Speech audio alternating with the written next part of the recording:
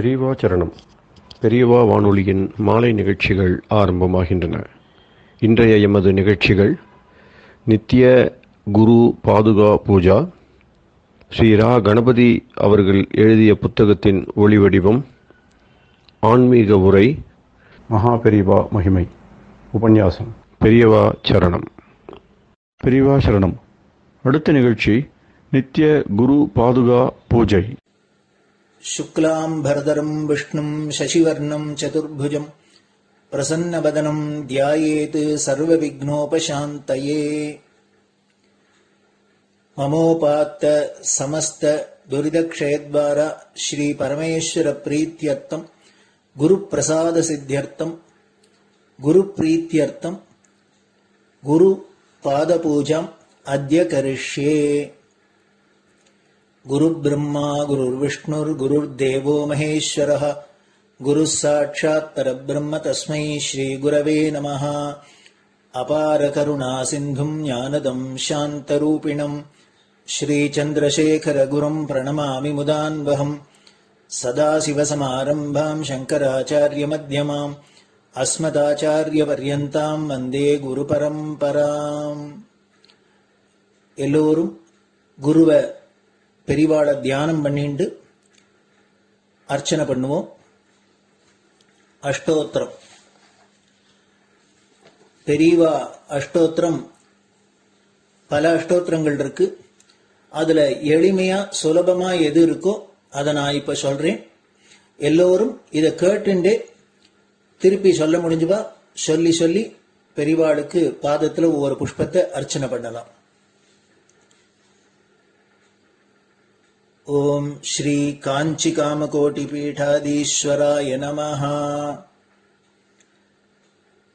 श्रीमत् चंद्रशेखरेन्द्र सरस्वती गुरुभ्यो नमः। संन्यासाश्रम शिखराय नमः। काषाय दंडधारिणे नमः। सर्वपीठापहारिणे नमः। स्वामिनाथ गुरवे नमः। करुणासागराय नमः। जगदाकर्षण शक्तिमते नमः। सर्वचराचर हृदयस्थाय नमः। ओम भक्त परिपालक श्रेष्ठाय नमः। धर्म परिपालकाय नमः। श्री जयेन्द्र सरस्वत्याचार्याय नमः। श्री विजयेन्द्र सरस्वती पूजिताय नमः। शिवशक्ति स्वरूपाय नमः। भक्ताभीष्ट प्रदायकाय नमः। ब्रह्मण्य पोषकाय नमः। ब्रह्म विष्णु शिवैक्य स्वरूपाय नमः। कांची क्षेत्रवासाय नमः। कैलाश शिखरवासाय नमः। स्वधर्म परिपोषकाय नमः। चातुर्वर्ण संरक्षकाय नमः। लोकरक्षण संकल्पाय नमः। ओम ब्रह्मनिष्ठापराय नमः। सर्वपापहराय नमः। धर्मरक्षक संतुष्टाय नमः। भक्तार्पितधन स्वीकर्त्रे नमः। सर्वोपनिषत् सारज्ञाय नमः। सर्वशास्त्रगम्याय नमः। सर्वलोक पितामहाय नमः। भक्ताभीष्ट प्रदायकाय नमः। ब्रह्मण्य पोषकाय नमः। नानाविध पुष्पार्चितपताय नमः। रुद्राक्ष क्रीडधारिणे नमः। भस्मोद्दोलित विग्रहाय नमः। सर्वज्ञाय नमः। सर्वचराचर व्यापकाय नमः। अनेक शिष्य परिपालकाय नमः। मनश्चाञ्चल्य निवर्तकाय नमः। अभयहस्ताय नमः। भयापहाय नमः। यज्ञपुरुषाय नमः। यज्ञानुष्ठान रुचिप्रदाय नमः। यज्ञसम्पन्नाय नमः। यज्ञसहायकाय नमः। यज्ञफलदाय नमः। यज्ञप्रियाय नमः। उपमानरहिताय नमः। स्फटिक तुलसी रुद्राक्ष हारधारिणे नमः। चातुर्वर्ण समदृष्टये नमः। ऋग्यजुस्साम अथर्वणादि चतुर्वेद संरक्षकाय नमः। दक्षिणामूर्तिस्वरूपाय नमः जाग्रत् स्वप्न सुषुप्ति अवस्थातीताय नमः कोटिसूर्यतुल्य तेजोमय शरीराय नमः साधुसंग संरक्षकाय नमः अश्वगज गोपूजा निर्वर्तकाय नमः गुरुपादुक पूजा तुरंतराय नमः कनकाभिषिक्ताय नमः स्वर्ण बिल्वदल पूजिताय नमः सर्वजीव मोक्षदाय नमः मूकवाक्तान निपुणाय नमः नेत्र दीक्षादानाय नमः द्वादशलिंग स्थापकाय नमः गान रसप्रियाय नमः ब्रह्मज्ञानोपदेशकाय नमः सकलकलासिद्धिताय नमः चातुर्वण्य पूजिताय नमः अनेकभाषा संभाषण कोविताय नमः अष्टसिद्धिप्रदायकाय नमः ओम श्री शारदामठ सुस्थिताय नमः नित्यान्नदान सुप्रीताय नमः प्रार्थना मात्र सुलभाय नमः पादयात्रा प्रियाय नमः नानाविध मतपंडिताय नमः श्रुति स्मृति पुराणज्ञाय नमः देव यक्ष किन्नर किंपुरुष पूज्याय नमः श्रवणानंदकर कीर्तये नमः दर्शनानंदाय नमः अद्वैतानंदभरिताय नमः अव्याच करुणामूर्तये नमः शैव वैष्णवादिमान्याय नमः श्री शंकराचार्याय नमः दंडकमंडलोहस्ताय नमः वीणा मृदंग सकलवाद्यनाथस्वरूपाय नमः रामकथा रसिकाय नमः वेद वेदांग आगमादि सकलकला सतस्प्रवर्तकाय नमः हृदय गुहाशयाय नमः शतरुद्रीय वर्णितस्वरूपाय नमः केदारेश्वरनाथाय नमः अविद्यानाशकाय नमः निष्कामकर्मोपदेशकाय नमः लघुभक्तिमार्गोपदेशकाय नमः लिंगस्वरूपाय नमः सालग्रामसूक्ष्मस्वरूपाय नमः कालड्यां शङ्करकीर्तिस्तम्भनिर्माणकर्त्रे नमः जितेन्द्रियाय नमः शरणागतवत्सलाय नमः श्रीशैलशिखरवासाय नमः डमरुकनादविनोदाय नमः वृषभारूढाय नमः दुर्मदनाशकाय नमः आभिचारिकदोषहर्त्रे नमः मिताहाराय नमः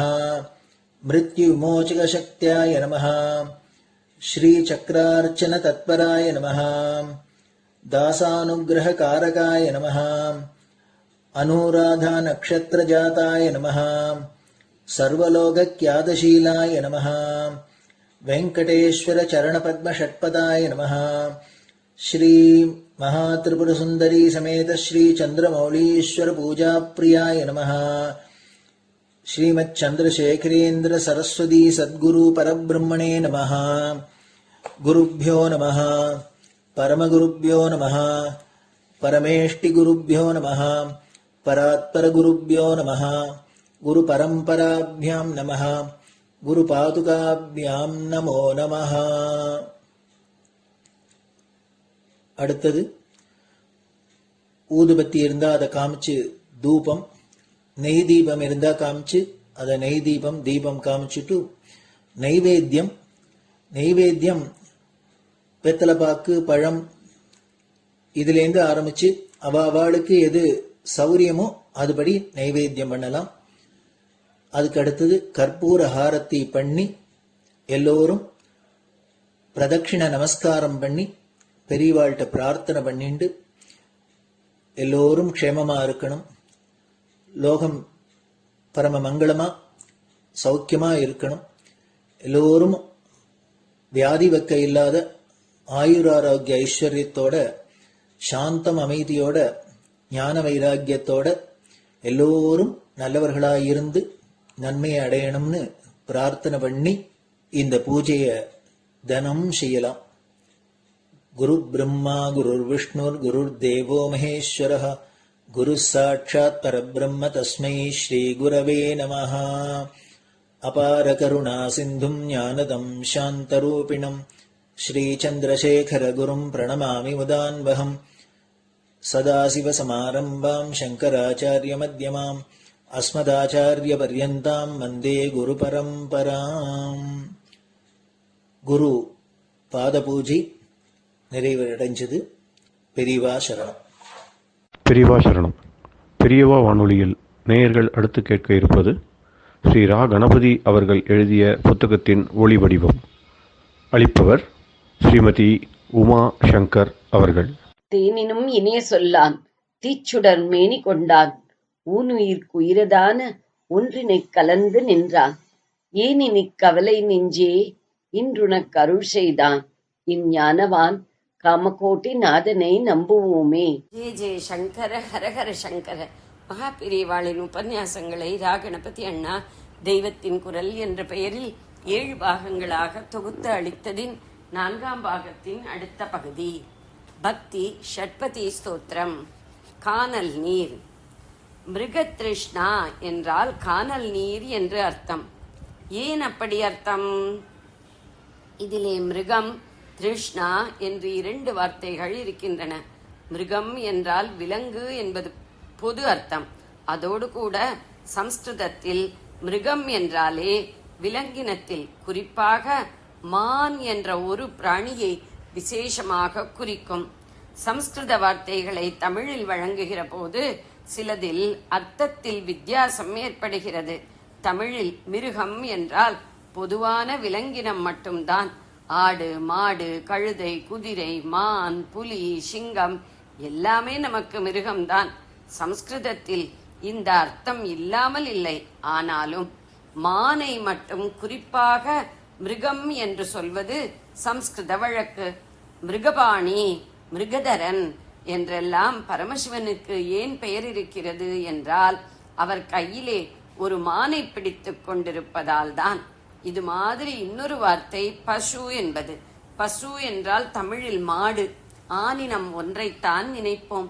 ஆனால் சம்ஸ்கிருதத்தில் பசு என்றால் அது ஆடு, மாடு, குதிரை, கழுதை, புலி, சிங்கம், மான் ஆகிய எல்லா விலங்கையும் குறிக்கும். அதிலே குறிப்பாக யஜ்யத்தில் பலியாகும் மிருகத்தை பசு என்பார்கள். ஆடுதான் பெரும்பாலும் பலியாவதால் யஜ்ய பசு என்றாலே ஆடு என்றுதான் அர்த்தமாகும். மாட்டுக்கும் அந்த பெயர் உண்டு. பாமர நிலையிலுள்ள மனுஷனும் கூட பசுதான். காளை மாட்டை வாகனமாக வைத்துக் கொண்டிருப்பதோடு ஜீவாத்மாவுக்கெல்லாம் மேலான பரமாத்மாவாகவும் இருப்பதால் ஈஸ்வரனை பசுபதி என்கிறோம். அவர் மிருகபாணி, பசுபதி 2ஆகவும் இருக்கிறார். சம்ஸ்கிருதத்தில் மானினத்தை மட்டும் விசேஷமாக குறிப்பிடும். மிருக என்ற சொல்லால் நாம் எல்லா பிராணிகளையும் குறிப்பிடுகிறோம் என்றால், இதற்கு மாறாக எல்லா பிராணிகளையும் குறிப்பிடுகிற பசு என்ற சொல்லால் மாடு ஒன்றை மட்டுமே குறிப்பிடுகிறோம். இங்கே மிருகதிருஷ்ணா என்கிற போது மிருகம் என்றால் மான் என்று அர்த்தம். ரிஷ்ணா என்றால் தாகம், நீர்வேட்கை என்று அர்த்தம். தர்ஸ்ட் என்ற வார்த்தையும் திருஷ்ணாவிலிருந்துதான் வந்திருக்கும் போலிருக்கிறது. மிருகதிருஷ்ணா என்றால் மானின் தாகம் என்று அர்த்தம். மானின் தாகத்துக்கும் கானல் நீருக்கும் என்ன சம்பந்தம்? பாலைவனங்களில் நிறைய மான் கூட்டங்கள் இருக்கும். அவற்றுக்கு வெயில் காலத்தில் ஹா ஹா என்று தாகம் எடுக்கும். ஆனால் பாலைவனத்தில் ஜலம் கிடைக்குமா? கிடைக்காவிட்டால் போகிறது. அங்கே ஜலமே கிடைக்காது என்பதாவது தெரிந்துவிட்டால் மான் கூட்டம் பாலைவனத்தை விட்டு வெளியிலே உள்ள நீர்வளமுள்ள நாட்டுக்கு ஓடி வந்து உயிரை காப்பாற்றிக் கொள்ள முடியும்.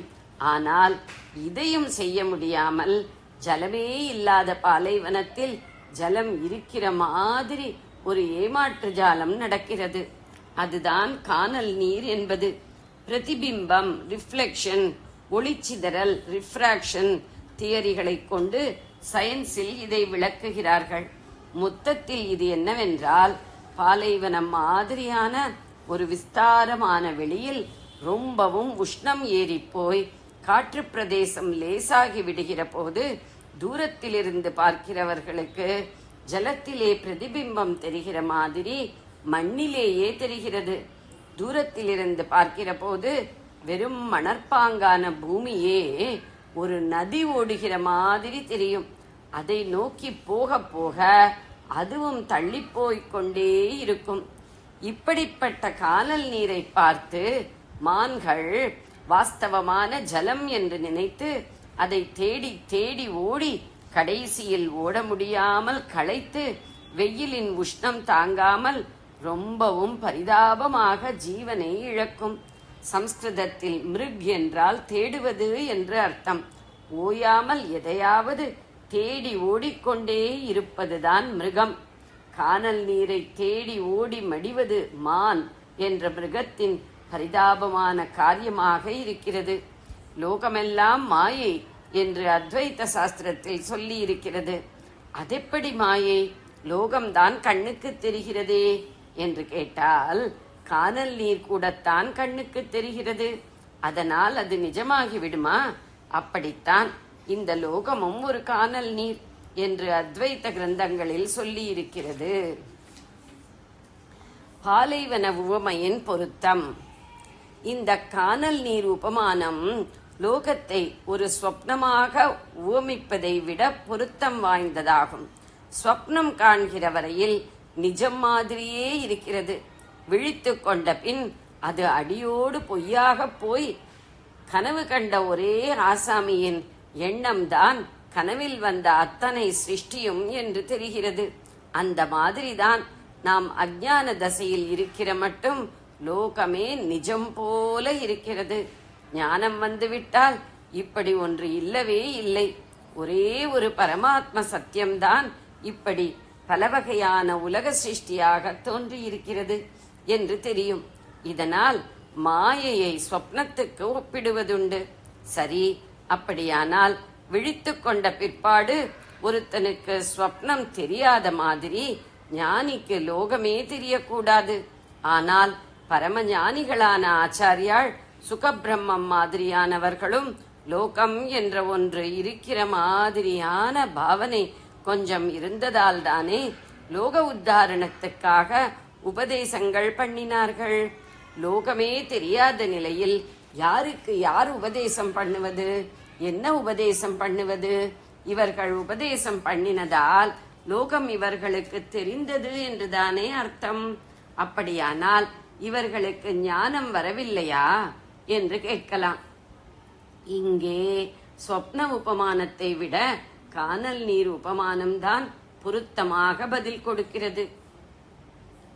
ஒருத்தனுக்கு கானல் நீர் நிஜமான ஜலம் இல்லை என்று தெரிந்து விடுகிறது. ஆனால் அதற்கப்புறமும் அவன் கண்ணுக்கு ஜலம் ஓடுகிற மாதிரியான அந்த பொய்த் தோற்றம் நன்றாக தெரிந்து கொண்டுதானே இருக்கிறது.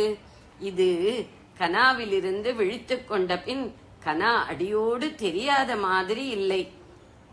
கானல் நீர் நிஜமான நீர் இல்லை என்று தெரிந்த பின்னும் அது கண்ணுக்கு தெரியத்தான் செய்கிறது. இதனால் அவன் அதை நிஜ ஜலம் என்று நினைத்து ஓடுகிறவர்களிடம் ஓடாதீர்கள், ஜலம் மாதிரி கண்ணுக்கு தெரிந்தாலும் அதில் ஜலம் இல்லை என்று எடுத்துச் சொல்லி தடுக்க முடிகிறது. மிருகதிருஷ்டா மானின் தாகம் என்ற சொற்றொடர் அந்த தாகத்தினால் தேடப்படும் கானல் நீருக்கே பெயராகிவிட்டது. இது இலக்கியத்தில் அலங்கார சாஸ்திரத்தில் சொல்லி இருக்கிற ஓர் அணி, ஃபிகர் ஆஃப் ஸ்பீச்சின்படி உண்டான பெயர். திருமூலர் பஞ்சேந்திரியங்களை பால் பசு 5 என்று சொன்னார். இங்கே பகவத் பாதாள் இந்திரியங்களை மான்களாக சொல்கிறார்.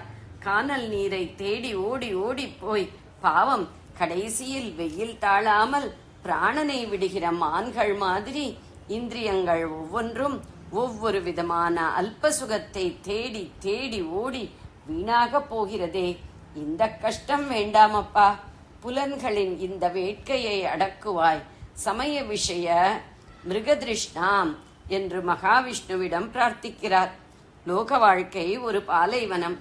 இந்திரியங்களுக்கு சுகம் மாதிரி இதிலே தோன்றுகிறது எல்லாம் கானல் நீர்தான். ஒரு பிரதேசம் பாலைவனமான பின் அதிலே ஜலமே இல்லை. பொய் ஜலம்தான் கானல் நீராக தெரிகிறது. ஆனால் அந்த பிரதேசம் பாலைவனமாவதற்கு முன் எப்படி இருந்தது என்பதற்கு ஜியாலஜியில் சொல்வதை கேட்டால் ஆச்சரியமாக இருக்கும். ஆதியிலே பெரிய ஜலாசயங்களாக, நீர்நிலைகளாக, சமுத்திரமாக இருந்த இடங்கள்தான் பிற்பாடு பல மாறுதல்களால் பாலைவனங்களாகிவிட்டன என்று பூதத்துவ சாஸ்திரத்தில் ஆராய்ச்சி செய்து விளக்குகிறார்கள். முக்கியமாக இப்போது பாலைவனமாக இருக்கிற பிரதேசங்களை தோண்டி பார்க்கிற போது அவற்றில் சமுத்திரத்தில் மாத்திரமே வாழக்கூடிய திமிங்கிலங்கள், மீன்கள் முதலியவற்றின் எலும்புகள், கிளிஞ்சல்கள், சிப்பிகள் முதலியன கிடைக்கின்றன. இதனால் ஆதி காலத்தில் பெரிய நீர்நிலைகளாக இருந்தவைதான் இன்றைய பாலைவனங்களாகி இருக்கின்றன என்று தெரிகிறது. ஒவ்வொரு சமயங்களில் ஏற்பட்ட பூகம்பம் முதலான பெரிய சலனங்களால் சமுத்திரத்தில் சில இடங்களில் அடிபூமி முற்றிலும் மேலுக்கு வந்து வளைத்துக் கொண்டு அதற்கு நடுவே லேண்ட்லாக்டாக சமுத்திர ஜலம் தேங்கி இருக்கிறது. அப்புறம் சூரிய உஷ்ணத்தினாலும் இன்னும் வேறு தினசான பருவ மாறுபாடுகளாலும் இந்த ஜலம் வற்றிப்போன பிற்பாடுதான் ஒரு காலத்தில் நீர்நிலையாக இருந்த இடங்களே பிறகு சொட்டு ஜலம் கூட இல்லாத பாலைவனங்களாகிவிட்டன என்கிறார்கள். பூலோகம் என்ற ஒன்று சிருஷ்டியாகிற போதே அதன் பூமி பகுதியில்தான் மனுஷ இனம் ஜீவிக்க வேண்டும் என்றும் சங்கல்பமாகி அதிலே மனுஷனுக்கு தேவையான தானியம் விளையவும் நதிகள் ஓடவும் ஏற்பாடுகள் ஆகியிருக்கின்றன. இந்த பிரபஞ்ச நிர்மாணத்தை பற்றி கொஞ்சம் நினைத்து பார்த்தாலே ரொம்ப விசித்திரமாகவும் பிரமிப்பாகவும் இருக்கிறது. கடைசியில் இதெல்லாம் போய் கானல் நீர், மிருகதிருஷ்ணா என்றுதான் இத்தனை நாளில் லெக்சர் அடித்தேன். ஆனால் ஒரு கானல் நீர் கூட கண்ணுக்கு தெரிகிற வரையில் மகா விசித்திரமாக இருப்பது போல் இந்த லோகமாயையும் பகவான் பரம விசித்திரமாகத்தான் நிர்மாணம் பண்ணியிருக்கிறான். இதில் இங்கே ஒரு மலை இருக்கிறது, அங்கே ஒரு பள்ளத்தாக்கு இருக்கிறது, இன்னோரிடத்தில் ஒரு நதி ஓடுகிறது என்றால் இவை ஒவ்வொன்றுக்கும் ஒரு பிரயோஜனம் இருக்கிறது, அர்த்தம் இருக்கிறது. பௌதிகமான லோகத்தில் ஆறு, மலை, சமவெளி என்று பல தினசாக வைத்து ஜீவ சைத்தன்யமுள்ள பிராணி வர்க்கத்திலும் மனுஷன், மிருகம், பக்ஷி, நீர் வாழ்வன, நிலம் வாழ்வன என்றெல்லாம் பல தினசாக வைத்து இவற்றையெல்லாம் அதி விசித்திரமாக ஒன்றோடு ஒன்று பொருத்தி இயற்கை என்ற பெயரில் பரமாத்மா லீலை செய்கிறார். அந்த லீலையில் சில சமயங்களில் பொருத்தமில்லாமல் விபரீதமாகவும் துளி துளி செய்து விடுகிறார். முழுக்க பொருத்தி இருந்து விட்டால் இந்த லோகம்தான் முழு நிஜம் என்று ஏற்பட்டு விடுமே. அப்படி தோன்றக்கூடாது என்றுதான் போலிருக்கிறது. இதிலே பொருத்தமில்லாமல் விபரீதமாகவும் ஏதாவது அவ்வப்போது நடத்தி காட்டுகிறார். அதனால்தான் ஒரு பூகம்பம் வருகிறது, ஒரு எரிமலை வெடிக்கிறது. இம்மாதிரி ஒன்றாக சமுத்திரத்திலே சில பாகம் நிலப்பகுதியோடு சேர்ந்து பாலைவனமாகிறது.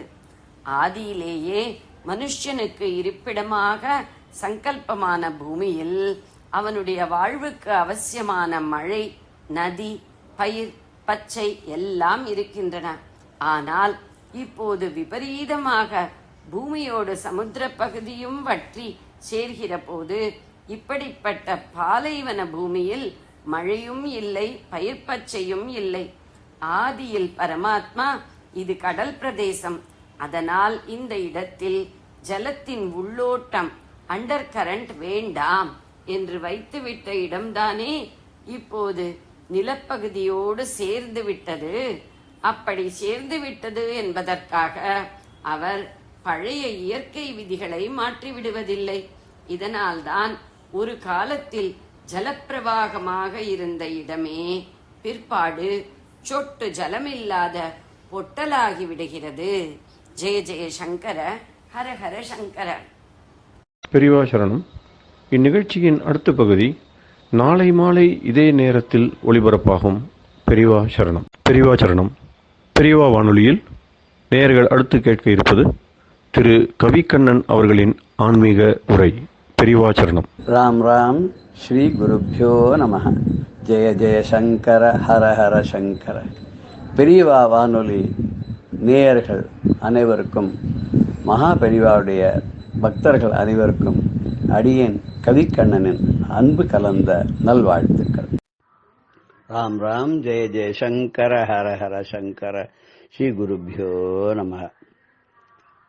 நம்ம இப்போ சிவானந்தரிலிருந்து 2 ஸ்லோகத்தை பார்த்துட்டு அக்ஷரமண மாலைக்கு போக போறோம். 105, 106வது பாடலுக்கு விளக்கம் பார்க்க போறோம். நம்ம மனஸ்தே பாதாப்ஜே நிவசது வசஹ ஸ்தோத்ர பணிதௌ கரோச்சாப்யர்ச்சாயாம் ஸ்ருதிரபி கதா கர்ணன விதௌ தவ த்யானே புத்திர் நயன யுகலம் மூர்த்தி விபவே பரக்ரந்தான் கைர்வா பரசிவ ஜானே பரமதஹ. இந்த ஸ்லோகம் மனஹா தே பாதாப்ஜே நிவசது வசஹ ஸ்தோத்ர பணிதௌ கரௌச்ச அப்யர்ச்சாயாம் ஸ்ருதிரபி கதாகர்ணன விதௌ தவ தியானே புத்திஹி நயனயுகலம் மூர்த்தி விபவே பரகிரந்தான் கைர்வா பரமசிவ ஜானே பரமதஹா அப்படிங்கிறார். அதோட என் மனசிற்கு எப்போதும் உன்னுடைய தாமரை போன்ற பாதங்களில் வைத்திருக்கணும். என் வாக்கு எப்போதும் உன்னுடைய ஸ்தோத்திரங்களையே சொல்றதுல இருக்கணும். என்னுடைய 2 கரங்களும் ஒன்ன அர்ச்சிக்கணும். என் காதுகள் இருக்க எப்போதும் உன்னுடைய கதாமிருத்தத்தை கேட்கணும். என் புத்தி உன்னுடைய சொரூபத்துல தியானம் பண்ணணும். என்னோட 2 கண்களும் உன்னுடைய மங்களமான சொரூபத்தை பார்க்கறதுல இடைவிடாமல் இருந்து வரணும். அப்படி ஒரு நிலை எனக்கு கிடைச்சுடுத்துன்னு சொன்னாக்க, அதுக்கப்புறம் நான் மற்ற நூல்களெல்லாம் நான் ஏன் வந்து பார்க்க போறேன், மிச்சத்தெல்லாம் நான் ஏன் படிக்க போறேன்? கருவிழிகள் நின் வதனம் கண்டென்றும் கழித்திருக்க, இருசெவியும் நின் புகழை இனிமையுடன் கேட்டிருக்க, சிரமென்றும் உனதடிகள் தண்டனிட்டு தாழ்ந்திருக்க, மலர் தொடுத்து மகிழ்வோடு மாலையாக கரம் சூட்ட, நலமளிக்கும் ஆலயத்தை நடந்தே என் கால் செல்ல, பலகால் முனைத்தொழுது பணிந்தே என் மனமிருக்க, உலகினிலே உன்னதடியார் உறவினை யான் பெற்றிருக்க. ஒரு கவி வரிசை சொல்லுவார் தன்னுடைய அங்கங்கள்லாம் ஒன்னொன்னு என்னென்ன பண்ணணும். அதே ஆச்சாரியார் வந்து ஒரு 5-6 விஷயத்தையே சொல்லி நமக்கு உணர்த்திட்டார். ரொம்ப சுருக்கமா சொல்லி விளக்கமா சொல்லி, அபையார் சொன்ன மாதிரி வரப்போயிறான்னு சொன்னோன்னு அதுல இருந்து டிரைவ் பண்ணிட்டு போற மாதிரி பண்ணிட்டார். அப்பேற்பட்டவர் வந்து பரமேஸ்வரன் என்ன கேட்கிறார், உன்னுடைய பாத கமலங்களை நான் பூஜிக்கிறேன், சிறந்தவனான உன்னை நான் பிரதிதினமும் தியானம் செய்யறேன், ஜெகதீசனான உன்னையே நான் சரணம்னு அடைஞ்சுட்டேன், வாக்குனால உன்னையே பிரார்த்திக்கிறேன். ஹே சம்போ, தேவலோக வாசிகளால வெகு காலமாக வேண்டப்படுகிற கருணா கட்டாட்சத்தை நீ சுலபமா எனக்கு அளிச்சிடுவே இல்லையா? ஏ உலக குருவே, என்னுடைய மனதிற்கு பேரின்பத்தை அளிக்கக்கூடிய உபதேசத்தை நீ செய்ய மாட்டியா? அன்னைக்கு நீ 4 பேருக்கெல்லாம் செஞ்சியே, அதையே எனக்கு நீ செய்யக்கூடாது போ அப்படின்னு கேட்கிறாத. நாமும் வந்து பகவான்கிட்ட என்றென்றும் உன்னுடைய கருணா கட்டாட்சம் எனக்கு இருக்கட்டும் அப்படிங்கிறத மகான்கள்லாம் நமக்கு சொல்லிக் கொடுத்த வழியில நாம கேட்கணும். இப்ப வந்து 105வது பாடல் அக்ஷரமண மாலையில பகவான் ரமணர் என்ன சொல்றாருன்னா, எப்போதும் தீனரை இன்புற காத்து நீ என்னாலும் வாழ்ந்தருள் அருணாச்சலா, எப்போதும் தீனரை இன்புற காத்து நீ என்னாலும் வாழ்ந்தருள் அருணாச்சல, அருணாச்சல சிவ, அருணாச்சல சிவ, அருணாச்சல சிவ, அருணாச்சல. என் குரு அன்பர்தம் என் சொற்கள் செவியும் என் புன்மொழி கொள அருள் அருணாச்சல, அருணாச்சல சிவ, அருணாச்சல சிவ, அருணாச்சல சிவ, அருணாச்சல.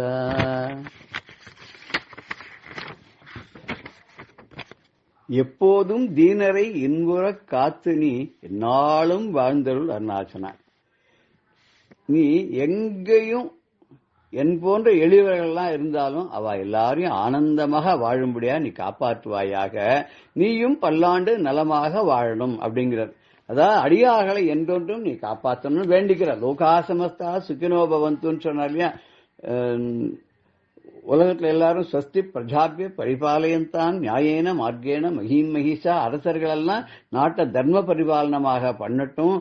கோ பிராமணேபியோ சுபமஸ்து நித்தியம், பிராமணர்களும் அந்தனர்களும் வேத வித்துக்களும் பசுக்களும் சௌக்கியமாகட்டும். லோகாசமஸ்தா சுக்கினோபவந்து, உலகம் முழுக்க என்னென்னைக்கும் சௌக்கியமாகட்டும்.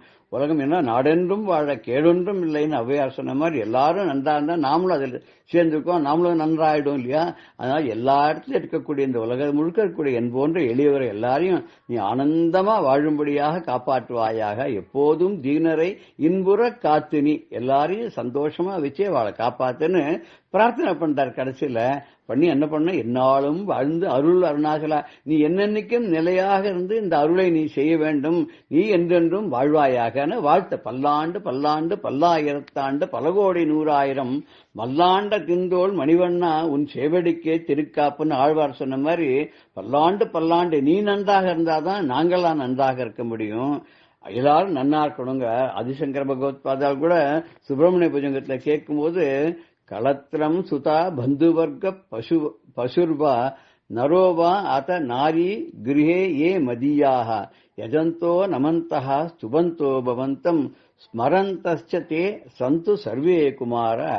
ஏ குமார கடவுளே, அவருக்கே அவர் சன்னியாசி இருந்தாலும் நம்ம கேட்கிற மாதிரி சொல்ற. களத்திரம் என்னுடைய மனைவி சுதா மக்கள் பந்துவர்க்கங்கள் சுற்றத்தார்கள் எல்லாரும், பசுர்பா வீட்டில் இருக்கக்கூடிய மாடுகள் ஆடுகள் எல்லாம் எல்லா விதமான ஜந்துக்கள், நரோவா மொத்தம் உடன் இருக்கக்கூடிய மற்ற பந்துக்கள் ஜனங்கள் எல்லாரும், அத நாரி கிரகே வீட்டில் இருக்கக்கூடிய பெண்கள் எல்லாரும், அப்புறம் மதியாக என்னை சேர்ந்தவர்கள் எல்லாரும் சுற்றத்தார்கள் எல்லாரும், யஜந்தோ நமந்தா ஸ்துபந்தோ பவந்தம் உன்னையே துதித்து வணங்கி என்னவெல்லாம் வேண்டி கேட்கிறாளோ அத்தனையும் ஸ்மரந்தஸ்ச தே சந்து சர்வே அவ எல்லாரும் நல்ல பயனை அடைந்தவர்களாக உன்னுடைய அருளுக்கு பாத்திரமானவர்களாக இருந்து உலகத்தில் இருக்கக்கூடிய எல்லா மங்களங்களையும் அவர்கள் அடைந்து சந்தோஷமாக இருப்பதற்கு நீ அருள் பண்ண வேண்டும் கேட்கிறார்.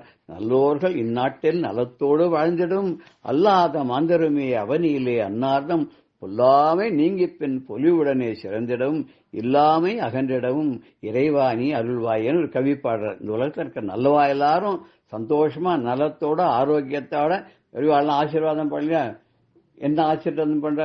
க்ஷேமஸ்தைரிய வீரிய விஜய ஆரோக்கிய ஐஸ்வர்ய சம்பத் இத்தனையும் கிடைக்கணும். நல்ல வயசு கிடைக்கட்டும், நல்ல ஆரோக்கியம் கிடைக்கட்டும், சுற்றாத்தார்கள் நன்னா இருக்கட்டும், நீ செய்யக்கூடிய எல்லா காரியங்களும் வெற்றியாக இருக்கட்டும், இப்படி சொல்றாங்க இல்லையா. அது மாதிரி நல்லவர்கள் எல்லாரும் இந்த நாட்டில் நலத்தோடு வாழணும். அது மாத்திரம் நல்லவர்கள் இல்லைனாலும் பரவாயில்ல, பொல்லாதவர்னு சொல்லல, நல்லவாளா இல்லாட்டாலும் அவளும் கூட அவருடைய பொல்லாத்தன்மைகள்லாம் நீங்கி அவர்களும் நல்லவர்களாக மாறி பொலிவோடு சேர்ந்துடுவேன். அவளும் சௌக்கியமா சந்தோஷமா மங்களகரமா வாழ்க்கை அடையணும். இல்லாமை அகன்றிடும், எங்கேயுமே இல்லைங்கிறது இருக்கக்கூடாது, அது இல்லாமை இல்லாது இருக்க வேண்டும். அப்படி ஒரு வரத்தை நீ தர வேண்டும் இறைவா அப்படின்னு சொல்லி கேட்கிறார். ஓடாமற் பழுக்கு உழையாமல் ஓரமுறைபவர் பால் கூடாமல் நல்லவர் கூட்டம் விடாமல் வெங்கோபம் நெஞ்சில் நாடாமல் நன்மை வழுவாமல் இன்றைக்கு நாளைக்கு என்று தேடாமல் செல்வம் தருவார் சிதம்பர தேசிகரின் பட்டணத்தார் சொல்வார். அதாவது பாழுக்கு உழையாமல், அதாவது தீமைக்காக கெடுத்து போறதுக்காக வீணான வாழ்க்கைக்காக போய் உழைக்காமல், ஓடாமல் அங்கெங்க அலைஞ்சு திரியாமல், ஓரம் உரைப்பவர் பால் கூடாமல், அதாவது ஒருதல பட்சமா நியாயம் சொல்றாளே, பாரபட்சமா நடக்கிறாளே, அந்த அவளுடைய கூட்டத்தில் சேராமல் நல்லவர் கூட்டம் விடாமல், நல்ல மக்கள் இருக்காளே அந்த நல்ல ஜனங்கள் நல்ல மக்கள் அவளுடைய கூட்டத்தை நம்ம என்னென்னைக்கும் நான் விட்டு பிரியாமல், வெண்கோபம் நெஞ்சில் நாடாமல், மனதுக்குள்ள கோபம் வராமல், கோபத்தை வென்று கோபதாபங்கள் இல்லாததாய் இருந்து கொண்டு, அதுக்கப்புறம் என்ன வேணும்? கோபம் இல்லாத நெஞ்சில எப்பவுமே நன்மை வழுவாமல், மனசுல எப்போதும் நன்மையே இருக்கணும். அது வழுவாமல் குறையாமல் அகலாமல் என்றைக்கும் இருக்கணும். இன்றைக்கு நாளைக்கு என்று தேடாமல், இன்னைக்கு வேணும் நாளைக்கு வேணும் அப்படின்னு எல்லாம் தேடாம எப்போதும் உன்னுடைய அருளையே வேண்டி நிற்கும்படியாக நீ எனக்கு தர வேண்டும் அப்படின்னு சொல்லி இந்த பாடல்ல சொல்றார். அடுத்த பாடல்ல எத்தனை அன்பர்கள் தினமும் உள்ளம் உருகும்படியாக எலும்பு உருகும்படியாக உன்னை பாடி மகிழ்ந்துள்ளார்கள். அத்தகைய இனிய புகழ் ஆரங்களால் இன்புற்று உனது செவிகள் இரண்டும் ரொம்ப சந்தோஷமா ஆனந்தமா இருக்கும். அப்பேற்பட்ட நீ என்னுடைய அடியேன் சொன்னது எல்லாம் அவமா இருந்தா கூட பட்டர் சொல்வார், நின் திருநாமங்கள் தோத்திரமேன்னு உன்னுடைய நாமங்கள் அங்கங்க நான் சொல்லியிருக்கேன் இல்லையா, அதெல்லாம் உன்னுடைய திருநாமங்கள்லாம் உனக்கு ஸ்தோத்திரமாகும் எடுத்துக்கோ. அது மாதிரி நீ ஏத்தும் அடியவர் 7 உலகினையும் படைத்தும் காத்தும் அழித்தும் திருபவராம் கமழ் பூங்கடம்பு சாத்தும் குழல் அணங்கே மணம்னாறு நின் தாளினைக்கு என்னாத்தங்கு பொன்மொழி ஏறியவாறு நகை விடத்தே. அத்தனை பேரும் அடியார்கள்லாம் உன்னை பாடுறா, 7 உலகெல்லாம் நீ படித்து காத்து அழித்தான்னு சொல்லி திருப்புறத்தை அழித்தா அப்படின்னு தான் சொல்றா. அப்பேற்பட்ட உன்னுடைய பாதங்கள்ல பூ மாலைகளையும் பாமாலைகளையும் சாத்தி அவாவா ஒருத்தர் உன்னை பணிகிறா. அப்பேற்பட்ட நான் ஏதோ உளறிண்டே இருக்கேன். இதுவும் நீ ஏத்துக்க முடியாது ஆச்சுங்கிறத நினைக்கும் போது எனக்கு ரொம்ப ஒரு வெட்கமா இருக்கு. எனக்கு நஜானாமி சப்தம் நஜானாமி சார்த்தம் நஜானாமி பத்யம் நஜானாமி கத்யம் சிதேகா ஷடாஸ்யா ஹிருதித்யோதேமி முகான் நிஸ்ஸரந்தே கிரஸ்சாப்பி சித்திரம் அப்படின்னு சுப்பிரமணிய புஜங்கத்தில் ஆச்சாரியால் சொல்லும்போது, எனக்கு வார்த்தைகள் தெரியாது, அர்த்தம் தெரியாது, எனக்கு பத்தியம் எழுத தெரியாது, ப்ரோஸ் தெரியாது, பாடல்கள் எழுத தெரியாது. ஆனா ஆறுமுகம் படைத்த பெருமானே, என் மனதுக்குள்ள நீ என்னென்னைக்கும் ஒளி ரூபமாக இருந்து கொண்டிருக்கிறாய். அது இருக்கிறதுனால என்னுடைய வாயிலிருந்து வார்த்தைகள் எல்லாம் உனக்கு புகழ் மாலையாக தானாகவே வெள்ளம் மாதிரி பெறுகிறது. எதனாலன்னு எனக்கு எதுவும் தெரியுங்கிறதுனால இல்ல, எனக்கு ஒண்ணுமே தெரியாது. ஒன்னும் தெரியலன்னாலும் என்னுடைய வார்த்தைகள்லாம் உனக்கு புகழாக வருது, நீ அதை ஏற்றுக்கொள்ள வேண்டும். மனம் நாறு நின் தாளினைக்கு என் நாத்தங்கு புன்மொழி ஏறியவாறு நகை உடைத்தே. நான் உளறதெல்லாம் உனக்கு ஒரு புகழ் ஆரமாக மாறி நீ ஏற்றுக்கொள்ளுகிறாய் அப்படிங்கிறது ஆச்சரியமா தான் இருக்கு.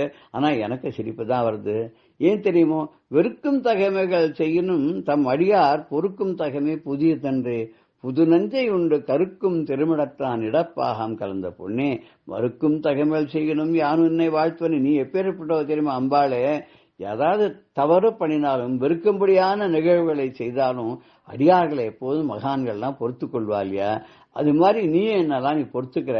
நான் உளறல் பண்ணாலும் சரி, அந்த உளர்ந்த வார்த்தைகளை கூட நீ புகழாரமா நீ எடுத்துட்டு இருக்க. ஏன்னா அந்த உன்னுடைய கணவனான பரமேஸ்வரன் குடுன்னு போய் இந்த ஆலகால விஷத்தை குடிச்சுட்டான். அப்ப நீ என்ன பண்ண, அவனுடைய கருத்தை தடவி அதை அமிர்தமா மாத்தின. அதோட இல்லாத இனிமே அவனுக்கு எந்த விதமான கஷ்டமும் வந்துடக்கூடாதுன்னு உடம்புலயே பாதியாக நீ என்றென்றும் விளங்குகின்றாய். அப்படி பட்ட நீ எங்களை மாதிரி அடியாக தவறு பண்ணா கூட அதெல்லாம் பொறுக்கக்கூடியவள் இல்லையா, பொறுக்கும் தகமை புதியது இல்லையே. அப்பேற்பட்ட நன்மொழி பாமாலை நால்வரும் நல்கிட அன்புடைய தவறுசீசல் அல்லா அன்றாடம் புகழ்பாட புன்மொழி புலையனின் பகர்ந்திடும் சொற்களும் உன் செவிக்கு இசையமோ உள்ளத்துறை ஐயனே அப்படின்னு ஒரு கவிஞர் சொல்றார். ஏன்னா நல்ல நல்ல பாமாலைகளை எல்லாம் பாடி நன்மொழி பாமாலை நால்வரும் நல்கிட. யார் அப்ப சுந்தரர் மாணிக்க வாசகர் நாவுக்கரசர் எல்லாம் உன்னை பத்தி நிறைய அவ்வளவு பாடியிருக்கா.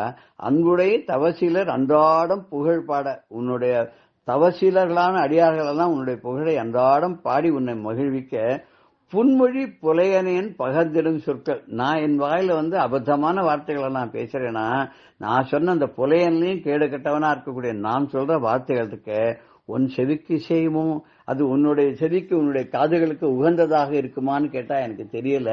உகந்ததாக இருக்கோ இல்லையோ, நீ பெரிய அருள் செல்வம் இல்லையா, அதனால்தான் நீ என்ன பண்றன்னா அத்தனையும் பொறுத்து கொண்டு அதையெல்லாம் நல்ல புகழ் மாலையாக நீ மாற்றிக் கொள்கிறாய். அதனால எனக்கு ரொம்ப இவ்வளவு பெரிய ஆனந்தம் எனக்கு கிடைக்கிறது. நீ சகல செல்வங்களும் தரும் நின்னை சத்தியமாய் நித்தியம் உள்ளத்தில் துதிக்கும் உத்தமருக்கு இறங்கி எல்லா செல்வங்களையும் நீ தர. எப்படின்னா உன்னை நித்தியம் தினம் உன்னை துதிக்கக்கூடிய அடியார்களுக்கு அவளுக்கு இறங்கி எல்லாத்தையும் நீ கொடுக்கற. என்னென்ன தர தெரியுமா, அகிலமதில் நோயின்மை கல்வி தனம் தானியம் அழகு புகழ் பெருமை இளமை அறிவு சந்தானம் வலிவு துணிவு வாழ்நாள் முழுக்க வெற்றி நல்லூர் நுகழ்ச்சி இத்தனை இந்த 16 பேரும் நீ எனக்கு தரையே. அப்பேற்பட்ட உன்னுடைய கருணையை நான் என்னன்னு சொல்லுவேன். கருணாமூர்த்தியான ஒன்னை நான் என்னென்னைக்கும் பாடி பணிவதற்கான அருளை நீ செய்ய வேண்டும். எப்படி கொடுக்கணும் அப்படின்னா, எத்தனையோ அன்பர்கள் உள்ளமும் எலும்பும் உடலும் உருக உன்னை பாடி மகிழ்விக்கிறார்களே, அப்பேற்பட்ட அந்த என்பு உருகு அன்பர்தம் இன்சொல்கொள் செவியும் என் பொன்மொழி கொள்ள அருள் அருணாச்சல. என்னுடைய வார்த்தைகளையும் நீ கேட்டு அருள் பண்ண வேண்டும். நீ எப்போதும் போல எல்லாரும் எல்லா தீனர்களையும் ரொம்ப இன்பத்தோட காப்பாற்றி அவளுக்கு எல்லா செல்வங்களையும் அளிக்கிறாய் இல்லையா?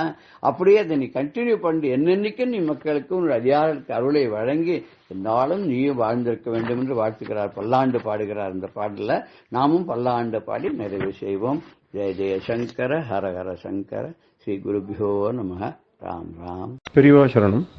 இந்நிகழ்ச்சியின் அடுத்த பகுதி நாளை மாலை இதே நேரத்தில் ஒளிபரப்பாகும். பெரியவா சரணம். பெரியவா சரணம். அடுத்த நிகழ்ச்சி மகா பெரியவா மகிமை உபன்யாசம். வழங்குபவர் பிரம்மஸ்ரீ கணேச சர்மா அவர்கள். அபார கருணா சிந்தும் ஞானதம் சாந்தரூபிணம் ஸ்ரீ சந்திரசேகர குரும் பிரணமாமி முதான்வகம். காஞ்சி மகாபெரிவா சரித்திரத்தில்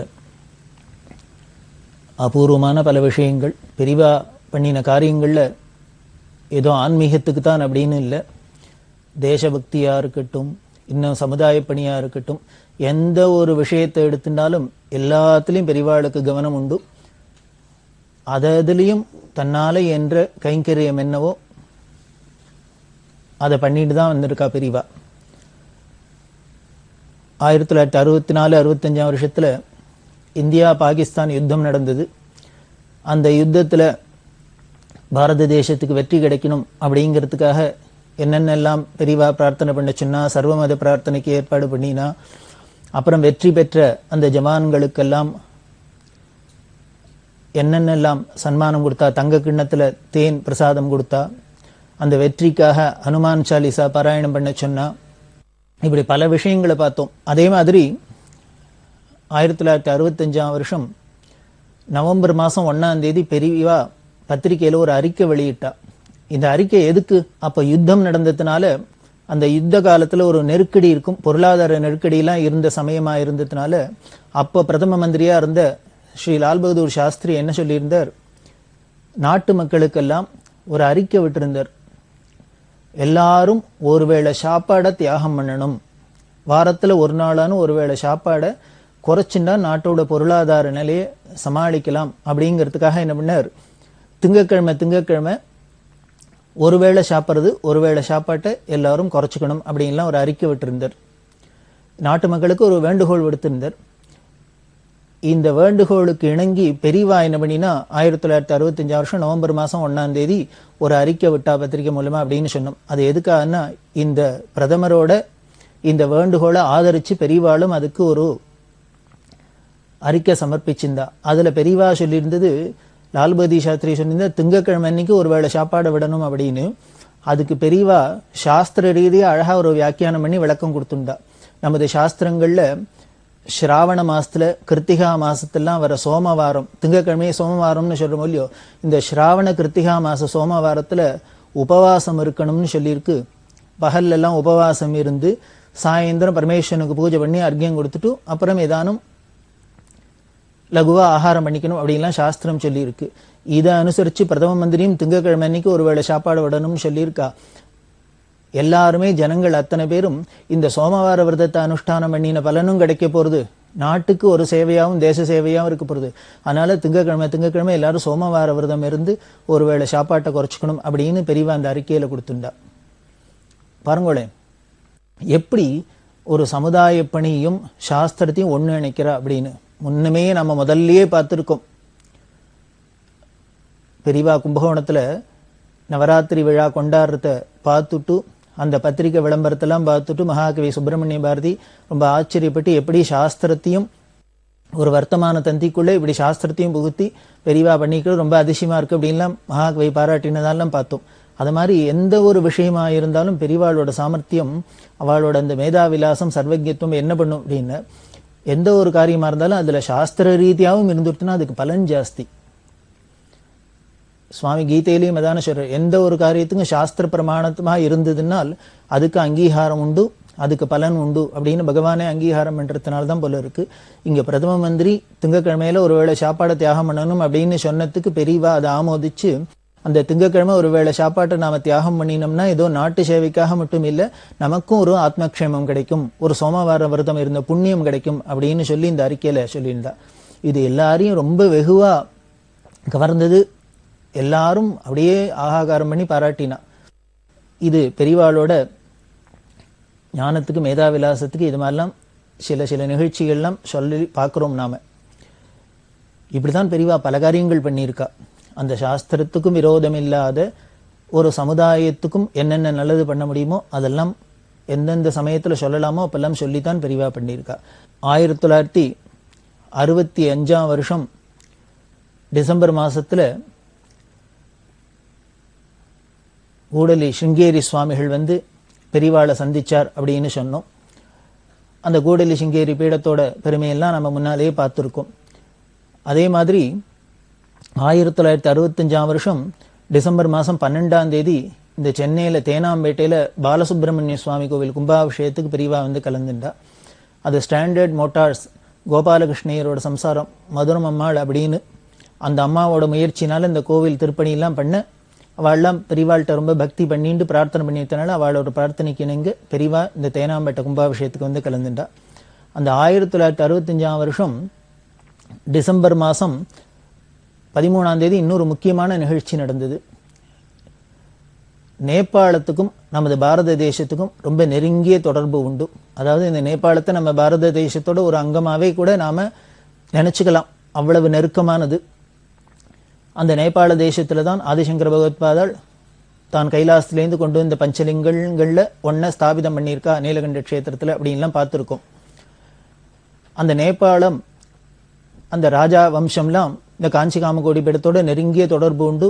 ஆச்சாரியாள் காலத்திலேருந்து இந்த நேபாள ராஜா குடும்பத்துக்கும் நேபாள தேசத்துக்கும் ஆச்சாரியாளுக்கும் அந்த ஆச்சாரிய பரம்பரைக்கும் சம்பந்தம் இருக்கிறதுனால பெரியவாளோட ஆக்னியை ஏற்று அந்த நேபாள மன்னர் அப்போ இருந்த மகேந்திராங்கிற ராஜா அவர் தன்னோட ராணியான ரத்னாதேவி, இளவரசரான விக்ரம சகாதேவன் இவாளோடெல்லாம் ராமேஸ்வர யாத்திரைக்கு வந்தார்.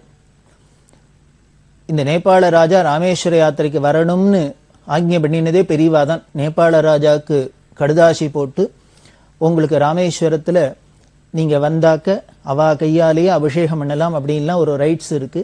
நீங்கள்லாம் ரொம்ப நாளா இந்த பக்கம் வரல, அதை வந்து ராமேஸ்வரத்துல வந்து நீங்க சேது ஸ்நானம் பண்ணி சேது தரிசனம் பண்ணி ராமநாதருக்கு அபிஷேகம் பண்ணி நீங்க ஸ்ரேயஸ் அடையணும் அப்படின்னு பெரியவா லெட்டர் போட ரொம்ப சந்தோஷப்பட்டு நேபாள ராஜா தன்னோட குடும்பத்தோட ராமேஸ்வரத்துக்கு வந்தார். ராமேஸ்வரத்துல பிரத்யேகமான சில உரிமைகள், சில க்ஷேத்திரங்கள்ல சில பேருக்கு பிரத்யேகமான உரிமைகள்லாம் இருக்கு. அந்த பிரத்யேகமான உரிமைகள்ல ஒண்ணு காஞ்சி காமகோடி பீடாதிபதிகள், நேபாள ராஜா, ஸ்ருங்கேரி ஆச்சாரியர் இவாள்லாம் ராமேஸ்வரத்துக்கு யாத்திரை பண்ணினா ராமேஸ்வரத்துல கர்ப்பகிரகத்து உள்ளுக்குள்ள போய் அவா கையாலே ராமநாத சுவாமிக்கு கங்காபிஷேகம் பண்ணணும் அப்படிங்கிற ஒரு உரிமை இருக்கு. அந்த உரிமையை ஞாபகப்படுத்தி தான் பெரியவா நேபாள ராஜா கிருதாசி போட நேபாள ராஜா வந்து இந்த ராமேஸ்வரத்துல ராமநாத சுவாமிக்கு கங்காபிஷேகம் பண்ணி அவர் ஆனந்தப்பட்டார். இப்படி பல விஷயங்கள் அவாவாளுக்கு தெரியாத விஷயங்கள் எல்லாமே அவாவா குடும்பத்து சமாச்சாரம், அவாவா நாட்டில் நடக்கிற சமாச்சாரம் இதெல்லாம் தங்களுக்கு தெரியலன்னா கூட பெரியவா அதெல்லாம் ஞாபகப்படுத்தி அந்த தார்மீகமான என்னென்ன அனுஷ்டானங்கள் உண்டோ அதெல்லாம் மறக்காத பண்ணணும் அப்படிங்கிறதுல பெரியவா ரொம்ப குறியா இருப்பா. நாம பல பேருக்கு பார்க்குறோம், குடும்பத்துல பல பிரச்சனைகள் அப்படின்னா ஜோதிஷெல்லாம் போய் உடனே உங்களுக்கு குலதெய்வ பிரார்த்தனை கோளாறு இருக்கு, அது இருக்கு, இது இருக்கு, அதெல்லாம் பண்ணாததுனாலதான் நீங்க உங்களுக்கு இது மாதிரி கஷ்டங்கள்லாம் வருது அப்படின்னு சொல்றதே ஆச்சரியமா இருக்கும். பல பேருக்கு குலதெய்வம் கூட என்னன்னு தெரியாதவாள்லாம் இருக்கிறவாள்லாம் இருக்கா. அப்படி இருக்கிறவாள்லாம் பெரியவாள்கிட்ட தான் வந்து கேட்டுண்டு தங்களோட குலதெய்வம் எது, அங்க போய் எப்படி பிரார்த்தனை பண்ணணும், எப்படி இந்த பாப்பம்லாம் தீரும் அப்படின்லாம் பரிகாரம் கேட்டுன்னு போயிருக்கா. இப்படி தனி மனுஷாளுக்கா இருந்தாலும் சரி, ஒரு ராஜ்யத்துக்கா இருந்தாலும் சரி, நாட்டுக்கா இருந்தாலும் சரி, லோகத்துக்கா இருந்தாலும் சரி, அவாவாளுக்கு என்னென்ன பிரச்சனைகள் வருதோ அந்த பிரச்சனைகள்லாம் தீர்க்கறதுக்கு ஒரு விதாயம் சொல்றதோ உபதேசம் பண்றதோ, ஒரு கஷ்டம் இருந்துன்னா அந்த கஷ்டத்திலேருந்து எல்லாரையும் விடுவிக்கிறதுக்குன்னே ஒரு அவதாரம் மகாபெரிவா அவதாரம். அப்படி யாத்திரை பண்ணிட்டு வர பெரியவா 1967 வருஷம்தான் மெட்ராஸ்ல திருவல்லிக்கேணியில இருக்கிறதே பெரியவாளுக்கு பெரிய வரவேற்பெல்லாம் கிடைச்சது. அந்த வருஷப்பிறப்பு அன்னைக்கு சங்கீத வித்வான்கள்லாம் வந்து இசையஞ்சலி பண்ணினா அப்படின்லாம் விஷயங்களை பார்த்தோம். அந்த 1966 வருஷம் பிப்ரவரி மாதம் 6ஆம் தேதி 7ஆம் தேதி ரொம்ப முக்கியமான வரலாற்று முக்கியத்துவம் வாய்ந்த ஒரு நிகழ்ச்சி இந்த சென்னை மாநகரத்தில் நடந்தது. அது என்ன அப்படின்னா, மடாதிபதிகள் மாநாடு அப்படின்னு ஒன்று ஏற்பாடு பண்ணி பெரிவாளோட ஆவல்னால, பெரிவாளோட அபிலாட்சியினால, பெரிவா சொல்றத கேட்டு அரசாங்கத்தோட இந்து அறநிலையத்துறை இந்த மடாதிபதிகள் மாநாட்டுக்கு ஏற்பாடு பண்ணிட்டா. அது அந்த அறநிலையத்துறை ஆபீஸ் அலுவலகம் உள்ள நுங்கம்பாக்கத்தில் நடந்தது. வெகு விமரிசையா நடந்தது இந்த பிப்ரவரி மாதம் 6ஆம் தேதியும் 7ஆம் தேதியும். இது எதுக்காக நடத்தப்பட்டது, இதோட லட்சியம் என்ன, இது ஏன் பெரிவா அப்படி நடக்கணும்னு ஆசைப்பட்டா அப்படின்னா, அதான் பெரிவாளோட அந்த கருணையும் அந்த அன்பையும் காமிக்கிறது. நாம் எல்லாரும் மத நல்லிணக்கம் அப்படின்லாம் சொல்லின்னு இருக்கோம். ஆனால் வெவ்வேறு மதங்களாக இருக்க மதங்கள்லாம் ஒருத்தருக்கு ஒருத்தர் அன்பாக இருக்கணும், ஒத்துமையாக இருக்கணும் அப்படின்லாம் நாம் சொல்கிறோம். இது எல்லாருமே வெகுவாக எல்லாரும் வேணும்னு ஆசைப்படுறது தான், எல்லாரும் பாராட்டுறது தான். இப்படி பல மதங்கள் இருந்தால் கூட பல மதங்கள் ஒருத்தருக்குள்ள ஒருத்தர் சண்டை போட்டு ஒரு பெரிய அமைதி இல்லாத போகக்கூடாது அப்படிங்கிறதுனால எல்லா மதமும் ஒன்றுக்கு ஒன்று நல்லிணக்கத்தோடு இருக்கணும்னு ஆசைப்படுறோம். ஆனால் நம்ம இந்து மதம்னு எடுத்துட்டாலே அதுக்குள்ளே பார்த்தா பல சம்பிரதாயங்கள் இருக்குது. சைவம் இருக்குது, வைஷ்ணவம் இருக்குது, இன்னும் இந்த சம்பிரதாயத்தை சேர்ந்தவா அந்த சம்பிரதாயத்தை சேர்ந்தவா, இந்த மடம் அந்த மடம், இப்படி பல விதமான அமைப்புகள்லாம் இருக்குது. இதெல்லாம் பார்த்தேன்னாலே ஒன்றுக்கு ஒன்று ஒத்துமையாக இருக்காருன்னா அதுலேயே பல பிரச்சனைகள், பல தகராறு கோளாறுகள். பல மடங்கள் இருந்தால் கூட ஒரு மடத்து தலைவர் இன்னொரு மடத்துக்கு போகிறதில்லை, இன்னொரு மடத்து தலைவர் போகிற ஃபங்க்ஷனுக்கு இன்னொரு மடத்து தலைவர் வர்றதில்லை, ஒருத்தருக்கு ஒருத்தர் நேர சந்திச்சுக்கிறது இல்லை. இது மாதிரிலாம் ஒரு பிரச்சனைகள்லாம் இருந்ததுனால இதெல்லாம் தீர்க்கணும். முதல்ல நாம இந்து மதத்துக்குள்ளே இருக்கிறவாள்லாம் எந்த சம்பிரதாயத்தை சேர்ந்தவாளா இருந்தாலும் சரி, எந்த சித்தாந்தத்தை சேர்ந்தவாளா இருந்தாலும் சரி, யாரா இருந்தாலும் சரி, எல்லோரும் முதல்ல அந்த ஜனங்கள்லாம் ஒத்துமையா இருக்கணும். இந்த ஜனங்களுக்கெல்லாம் வழிகாட்டுற மத தலைவர்கள்லாம் மடாதிபதிகள்லாம் ஒத்துமையா இருக்கணும் அப்படிங்கிற ஆசையில பெரியவா இந்த மடாதிபதிகள் மாநாடு கூட்டணும் அப்படின்னு அரசாங்கத்துக்கு வேண்டுகோள் விடுக்க, அரசாங்கமும் அதுக்கு செவிசாச்சு இதோட முக்கியத்துவத்தை தெரிஞ்சுண்டு இதுக்கு ஏற்பாடு பண்ணிண்டா. அதுதான் 1966 வருஷம் பிப்ரவரி மாதம் 6ஆம் தேதி 7ஆம் தேதி நுங்கம்பாக்கத்தில் நடந்தது. அந்த மாநாடே, இந்த 2 நாள் மாநாடு ரொம்ப அபூர்வமாக இருந்தது. அந்த மாநாடு முடிகிற அன்னைக்கு 7ஆம் தேதி அன்னைக்கு மயிலாப்பூரில் பிஎஸ் ஸ்கூல் இருக்கு. அந்த பிஎஸ் ஹை ஸ்கூலில் பிளே கிரவுண்டு, அந்த பிளே கிரவுண்டில் பெரிய பந்தல் போட்டு ஏற்பாடு பண்ணி ஒரு மீட்டிங் நடந்தது. அந்த மீட்டிங்கில் கிட்டத்தட்ட 50,000 பேருக்கு மேலே கலந்துட்டா. அப்படின்னா பார்த்தும்போது எவ்வளோ பிரம்மாண்டமாக இருக்கும் அப்படின்னு. ஏன்னா எல்லாருக்கும் ஒரு அதிசயமாக இருந்தது, இப்படி இத்தனை மடங்கள் இருக்கா, இத்தனை மட தலைவர்கள்லாம் இருக்காளா அப்படிங்கிற ஆச்சரியமாக இருந்தது. எல்லாரையும் தரிசனம் பண்ணணும், எல்லாரோட அனுகிரகத்தையும் பெறணும் அப்படிங்கிறதுக்காக 50,000க்கும் மேற்பட்ட ஜனங்கள்லாம் கூடி இருக்க, சைவமாக இருக்கட்டும், வைஷ்ணவமாக இருக்கட்டும், இன்னும் எந்த சம்பிரதாயமாக இருந்தாலும் சரி, அத்தனை சித்தாந்த சம்பிரதாயத்தை சேர்ந்த மத தலைவர்கள் மடாதிபதிகள்லாம் வந்து இந்த ஒரே மேடையில் இருந்து எல்லோரும் அனுகிரக பாஷணம் அருளுரை மக்களுக்கு கூறி எல்லாரையும் ஆசீர்வதிச்சா. இது ரொம்ப ஆச்சரியமா இருந்தது. அந்த காலத்தில் அப்போ கவர்னராக இருந்த கவர்னர், முதலமைச்சராக இந்த பக்தவத்சலம் எல்லாரும் இந்த விழாவை ரொம்ப வெகுவாக பாராட்டி ரொம்ப சந்தோஷப்பட்டு பேசினா. அது அத்தனைக்கும் காரணமான இந்த பெரியவாளை ரொம்ப எல்லாரும் ஸ்ராகிச்சு சொன்னான். இப்படி நமக்குள்ள ஒத்துமை வந்துடுறதுனாலே நாம் எல்லாருமே சேர்ந்துட்டு ஜனங்களுக்கு வழிகாட்டுறதுனால ஜனங்களும் தானே ஒத்துமையாக தான் இருப்பா. இப்படி முதல்ல நமக்கு மதத்துக்குள்ள, நம்ம சம்பிரதாயத்துக்குள்ள எல்லாருக்கும் ஒரு ஒத்துமை வந்துடுத்துன்னா அப்புறம் மற்ற மதத்தோட நமக்கு நல்லிணக்கம்ங்கிறது ரொம்ப சுலபமாக போயிடும். அப்படிங்கிறதுனால தான் பெரியவா அந்த ஏற்பாடு பண்ணினா. அப்படி ஒரு மடாதிபதிகள் மாநாடு நடந்தது. பொதுவாகவே பல சம்பிரதாயங்கள் இருக்கு, இந்த சம்பிரதாயத்துக்குள்ள சித்தாந்தங்கள் இருக்கு. இந்த சித்தாந்தத்துக்குள்ள வித்தியாசம் இருந்தா கூட நாம என்ன பண்றோம், அதை பர்சனலா எடுத்துன்னு ஒருத்தருக்கு ஒருத்தர் விரோதம் பாராட்ட ஆரம்பிச்சிடுறோம். சித்தாந்தம் எதுவா வேணா இருக்கலாம். பெரியவாள்கிட்ட நீங்க பார்த்தீங்கன்னா எந்த சம்பிரதாயத்தை சேர்ந்தவா எந்த சித்தாந்தத்தை சேர்ந்தவாளா இருந்தாலும் ரொம்ப பிரியத்தோட சந்தோஷத்தோட பெரியவாள்கிட்ட வந்ததுக்கு காரணம் என்ன, யார் எந்த சித்தாந்தத்தை சேர்ந்தவாளோ சம்பிரதாயத்தை சேர்ந்தவாளோ அதுல நம்பிக்கையோட அனுஷ்டானம் பண்ணணும் அப்படிங்கிறதான் பெரியவாளோட உபதேசமா இருந்ததுனால எல்லாருக்கும் ஒரு தைரியம், இவர்கிட்ட போனா அவரோட விஷயத்தை நம்ம மேல திணிக்க மாட்டார், நம்மளை எதுவும் நிர்பந்தப்படுத்த மாட்டார், கம்பல் பண்ண மாட்டார். அப்படிங்கிறதுனால எல்லாரும் ஃப்ரீயா பெரியவாள்கிட்ட வந்தா. இதே மாதிரியே எல்லாரும் இருக்கணும்னு பெரியவா ஆசைப்பட்டா. அதுக்காக தான் இந்த மாநாடெல்லாம் கூட்டினா. எல்லா மதத்துக்குமே லட்சியம் என்ன அப்படின்னா ஒண்ணுதான். எல்லாரோட லட்சியமும் அமைதியா இருக்கணும், ஜனங்கள்லாம் ஆனந்தத்தை அடையணும், எல்லாருக்கும் பக்தி வளரணும், எல்லாரும் நேர்மையா இருக்கணும், எல்லாரும் சத்கதி அடையணும். அப்படிங்கிறதுனால எந்த சம்பிரதாயமா இருக்கட்டும், எந்த மதமா இருக்கட்டும், எந்த சித்தாந்தமா இருக்கட்டும், அதோட லட்சியம் இதானே. அப்ப லட்சியம் கோல் ஒன்னா இருக்கிறதே வழி பல தினசா இருக்கலாம். இந்த வழி பல தினசா இருக்கிறதுனால என் வழிதான் வசதி, உன் வழிதான் வசதி, இது மட்டம் அது வசதி அப்படின்லாம் சண்டை போடுறதுக்கு வேலையே இல்லை. எந்த வழியில போனாலும் ஒரு இடத்து தான் அடைய போறோம்னா அவளுக்கு எந்த வழியில பிரயாணத்துக்குன்னு கிளம்பிட்டாலும் அந்த வழியில போய் அடைஞ்சிட்டு போறா. அவ்வளவுதானே, சிம்பிள்.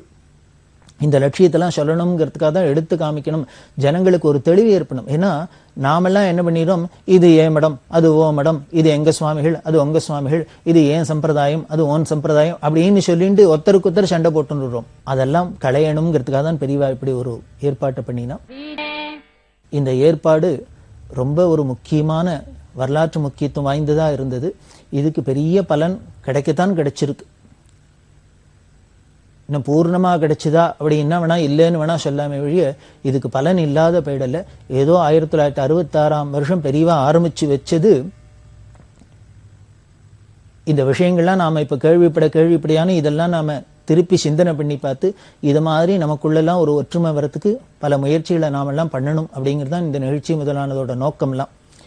அந்த மடாதிபதிகள் மாநாட்டில் எல்லா சைவ மடமா இருக்கட்டும், வைஷ்ணவ மடங்களா இருக்கட்டும், இன்னும் ஸ்மார்த்த மடங்களா இருக்கட்டும், எல்லா மடத்து தலைவர்கள் எல்லாமே எல்லாரும் வந்திருந்தா. எல்லாருமே சேர்ந்துட்டு 2 நாளைக்கு டிஸ்கஷன்லாம் நடந்தது. எல்லாரும் ஒருத்தருக்கு ஒருத்தர் மனம் விட்டு பேசணும் அப்படின்லாம் பெரியவா சொன்னா. மனம் விட்டு பேசி தங்களுக்குள்ள என்ன பிரச்சனை இதெல்லாம் ஒருத்தருக்கு ஒருத்தர் பேசி தீர்த்துண்டு இதை எல்லாத்தையும் சரி பண்ணிட்டு ஜனங்களுக்கு பொதுவா நாம ஒரு நல்ல வழி காமிக்கிறாப்புல இருக்கணும், நல்லதை சொல்றாப்புல இருக்கணும் அப்படின்னு சொல்லி ஏற்பாடு பண்ணி இந்த மாநாட்டில் ஒரு 16 அம்ச திட்டம் போட்டு தீர்மானம் நிறைவேற்றப்பட்டது. அதுல முக்கியமான ஒண்ணும் என்ன பண்ணினா, இந்து சமய பேரவை அப்படின்னு ஒன்ன நிறுவுறது, ஒரு ஸ்தாபனத்தை அப்படின்னு தீர்மானம் பண்ணப்பட்டது. பிறகு இந்த இந்து சமய பேரவை அப்படிங்கிறது தமிழ்நாடு தெய்வீக பேரவை அப்படிங்கிற பேர்ல இயங்கிட்டு வருது. இந்த தமிழ்நாடு தெய்வீக பேரவை அப்படிங்கிறது முதல்ல இந்து சமய பேரவைன்னு ஆரம்பிக்கப்பட்டது. அப்புறம் இந்த பெயர் மாற்றம் அடைஞ்சாலும் அதோட லட்சியமோ பணியோ அதே என்ன நோக்கத்துக்காக ஆரம்பிக்கப்பட்டதோ அதோடய இயங்கிட்டு வருது. இது இன்னும் வலுப்பெறணும். இந்த இந்து மதம் அப்படிங்கிறது இந்த மதத்தை சேர்ந்தவர்கள், இந்த சம்பிரதாயத்தை அந்த இந்து மதத்துக்குள்ள இருக்கிற பல சம்பிரதாயத்தை சேர்ந்தவர்கள், பல சித்தாந்தத்தை சேர்ந்தவர்கள் எல்லாரும் ஒரு கொடைக்கு கீழே வந்து இந்த தமிழ்நாடு தெய்வீக பேரவைங்கிற கொடைக்குள்ள வந்து எல்லோரும் ஜனங்களுக்கு உபயோகமா இருக்கணும், எல்லோருக்கும் நல்லறிவு புகட்டணும் அப்படிங்கிறது தான் இந்த நோக்கமா இருந்தது. அதுக்குத்தான் பெரியவா அதை பண்ணினா. அதுல 16 அம்ச திட்டம் நிறைவேற்றப்பட்டது. அதுல பல விஷயங்கள் அந்த 16 அம்சத்துல அதுல ஒரு சிலது முக்கியமானதெல்லாம் சொல்றேன்.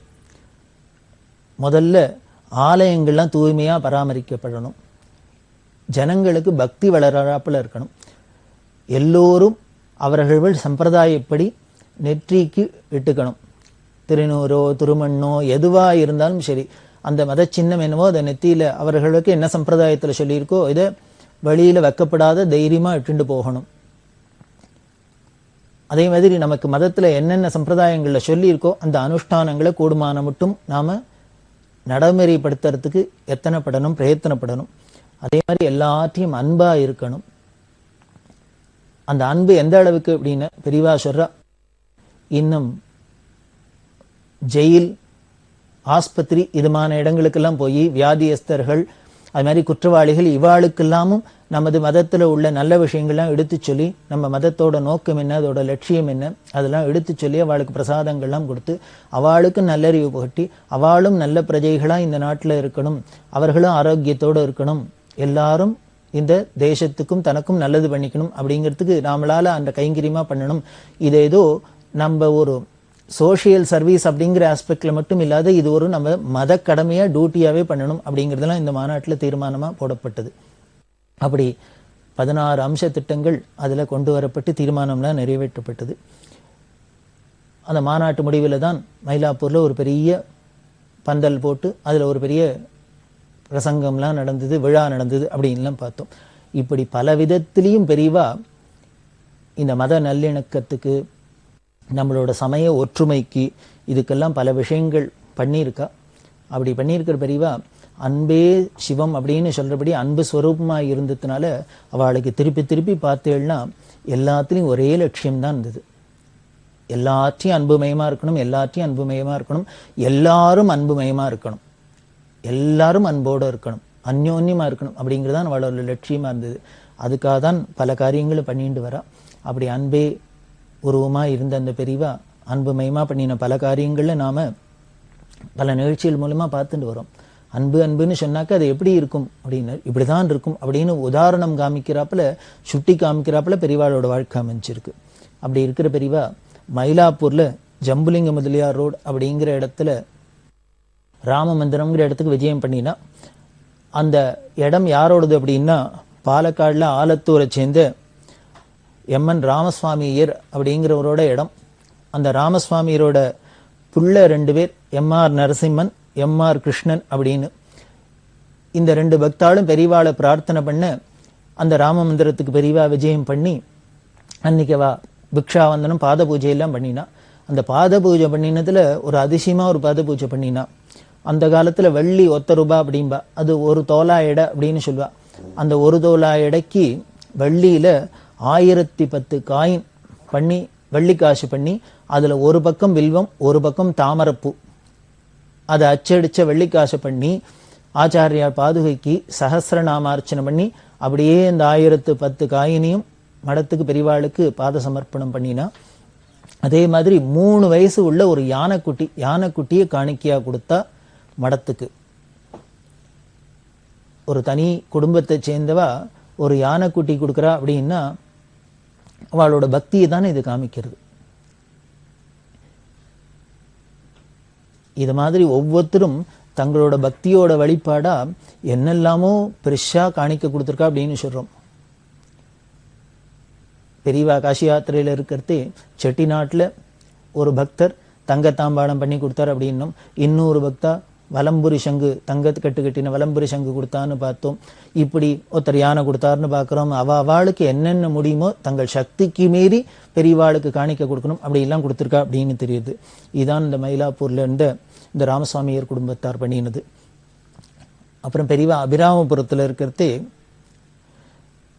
தேப்போ மீனாட்சி சுந்தரனார் அப்படிங்கிற ஒரு பெரிய பண்டிதர், ஸ்காலர், தமிழ் ஸ்காலர், அறிஞர், மகாமேதை. அப்போதான் இந்த 66ஆம் வருஷம்தான் மதுரையில் புதுசாக ஒரு பல்கலைக்கழகம், யூனிவர்சிட்டி ஆரம்பிச்சிருந்தா. அந்த மதுரை யூனிவர்சிட்டிக்கு வைஸ் சான்சலராக இந்த மீனாட்சி சுந்தரனாரை நியமிச்சிருந்தா.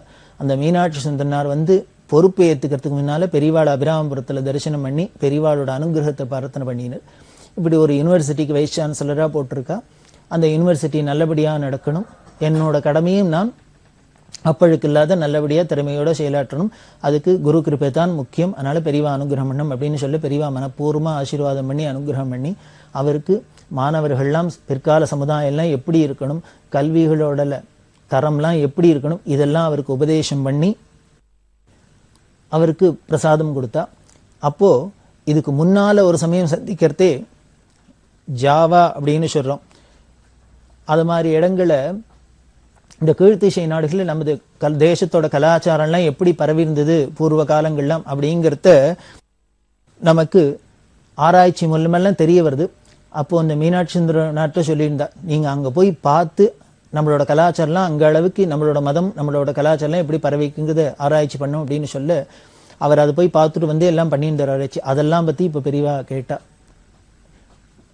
மீனாட்சி சுந்தரனாருக்கு ரொம்ப சந்தோஷம், பெரியவாளோட மேதாவிலாசத்தை ரொம்ப மெச்சினர். சொல்லி அந்த இடத்துக்கெல்லாம் போய் பார்த்தது, நம்மளோட கலாச்சாரம் எப்படி உலகம் முழுக்கலும் பரவி இருக்கு, பெரியவா சொல்றது அத்தனையும் எவ்வளவு வாஸ்தவமா இருக்கு, நிதர்சனமா அங்க போய் பார்த்தா தெரியுது அப்படின்லாம் சொல்லி சந்தோஷப்பட்டார். இப்படி பல அறிஞர்களா இருக்கட்டும், படிச்சவாளா இருக்கட்டும், சாமானிய ஜனங்களா இருக்கட்டும், பக்தாளா இருக்கட்டும், யாரா இருந்தாலும் பெரியவாள்கிட்ட பரம பிரியத்தோட அவளை சேவிச்சு அருள் பெறாப்புல பெரியவாளோட யாத்திரை, அவளோட சரித்திரம் இருக்கு. அப்படி இருக்கிற பெரியவா அன்புன்னு சொல்றோம். அந்த அன்பே சிவமான பெரியவா இன்னும் நமக்குள்ள ஒத்துமையெல்லாம் வரத்துக்கு என்னென்ன சொல்லியிருக்கா அப்படிங்கறத தொடர்ந்து பார்க்க போறோம். பெரியவா சரணம். இந்நிகழ்ச்சியின் அடுத்த பகுதி நாளை மாலை இதே நேரத்தில் ஒளிபரப்பாகும். பெரியவா சரணம். பெரியவா சரணம். அடுத்த நிகழ்ச்சி திருவாசக இன்னிசை. வழங்குபவர் ஸ்ரீ சத்குருநாத தேசிகர் அவர்கள். பெரியவா சரணம். திருச்சிற்றம்பலம். அதிசயப்பத்து. வைப்பு மாடு என்றும் மாணிக்கத்து ஒளி என்றும்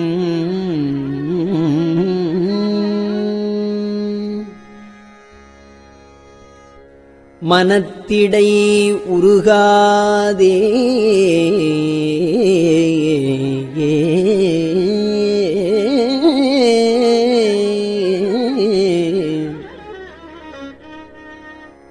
செப்பு நேர்முலை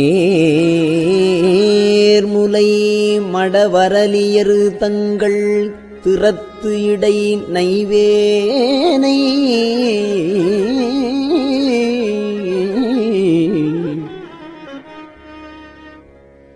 வைப்பு மாடு என்றும்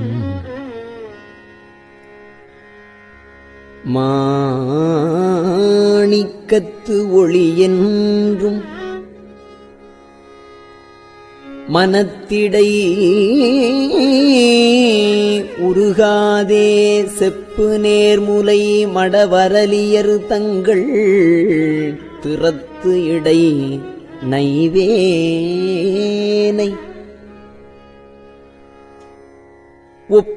ஒப்பிலாதன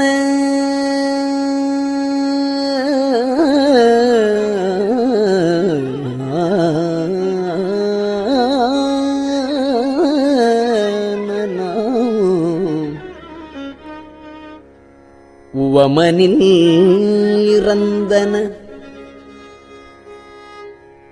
உன் மலரு திருப்பாதத்து அப்பன்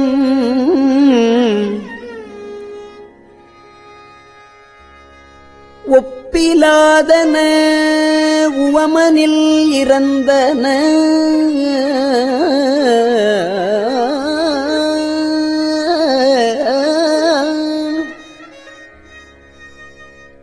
உன்மலர் திருப்பாதத்து அப்பன்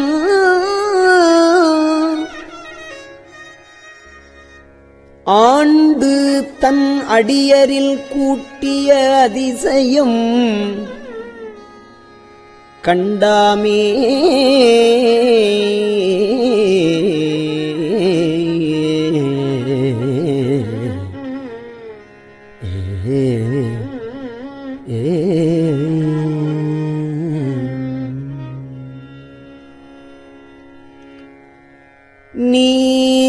நீதியாவன யாவையும் நினைக்கிலேன்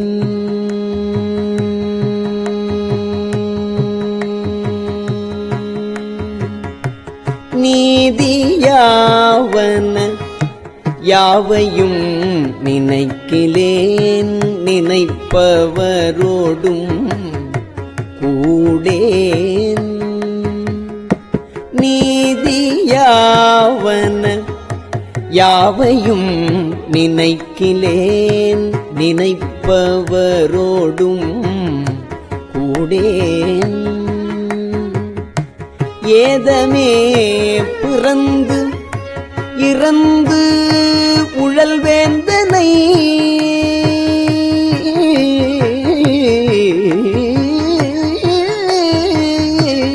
ஏதமே பிறந்து இறந்து உழல்வேந்தனை என்னடியான் என்று பாதி மாதோடும் கூடிய பரம்பரன் பாதி மாதோடும் கூடிய பரம்பரன் நிரந்தரமாய் நின்ற ஆதி பாதி மாதோடும் கூடிய கூடிய பரம்பரன் நிரந்தரமாய் நின்ற ஆதி ஆண்டு தன் அடியரில் கூட்டிய அதிசயம் கண்டாமே. ஆதி ஆண்டு தன் அடியரில் கூட்டிய அதிசயம் கண்டாமே.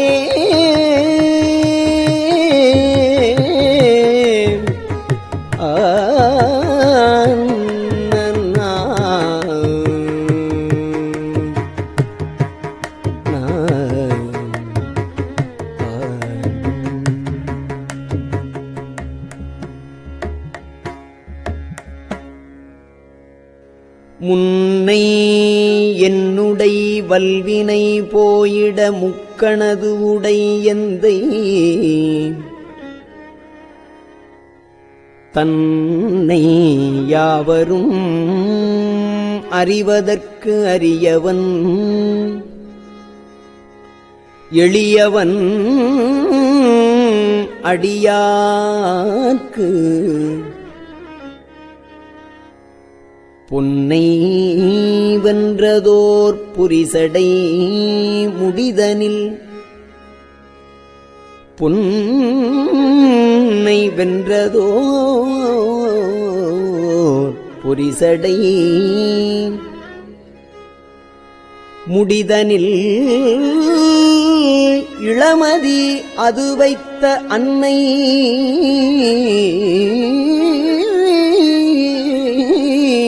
ஆண்டு தன் அடியரில் கூட்டிய அதிசயம்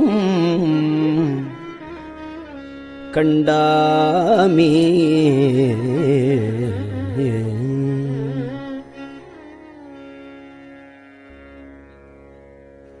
பித்தன் என்று எனை உலகவர் பகருவதோர் காரணம் இது கேளீர். ஒத்து சென்று தன் திருவருள் கூடிடும் உபாயம் அது அறியாமே.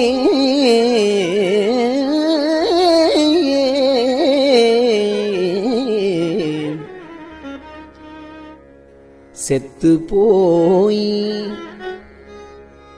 அரு நரகிடை வீழ்வதற்கு ஒருப்படுகின்றேனை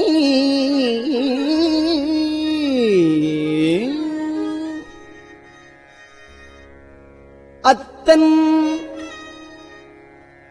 செத்து போய் அரு நரகிடை வீழ்வதற்கு ஒருப்படுகின்றேனை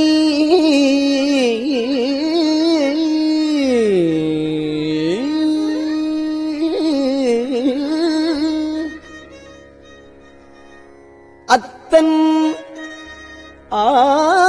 ஆண்டு தன் அடியரில் கூட்டிய அதிசயம் கண்டாமே.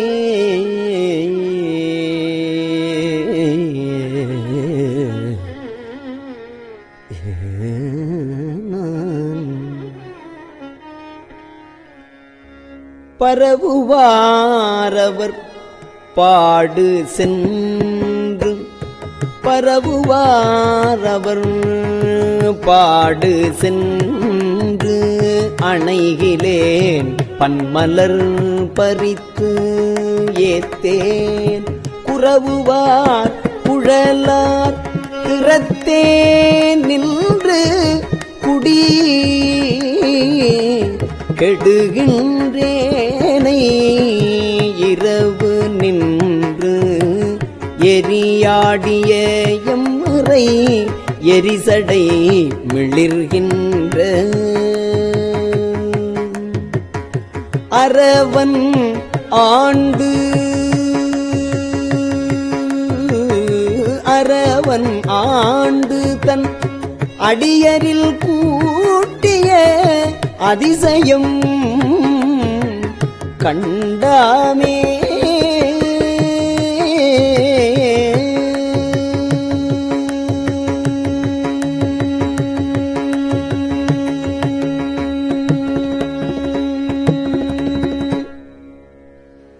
எண்ணிலேன் திருநாமம் அஞ்சு எழுத்தும் என் ஏழைமை அதனாலே அஞ்செழுத்தும் எண்ணிலேன் திருநாமம் அஞ்செழுத்தும் என்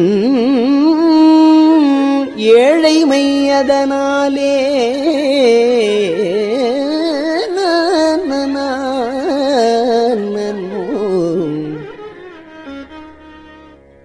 நன்னிலேன் கலைஞானிகள் தம்மொடும் நல்வினை நயவாதேன் மண்ணிலே பிறந்து இறந்து மண்ணாவதற்கு ஒருப்படுகின்றேனை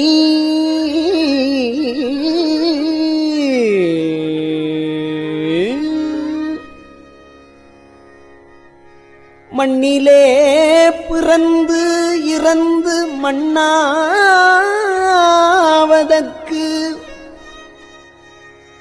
ஒருப்படுகின்றேனை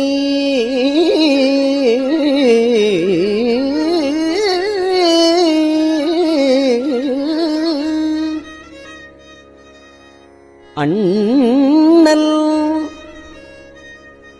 ஆண்டு தன் அடியரில் கூட்டிய அதிசயம் கண்டாமே.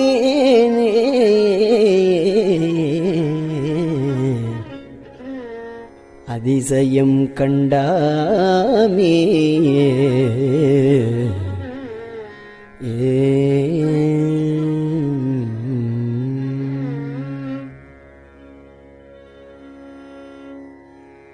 பொத்தை ஊன் சுவரு புழுப்பொதிந்து உளுத்து அசும்பு ஒழுகிய பொய்க்கூரை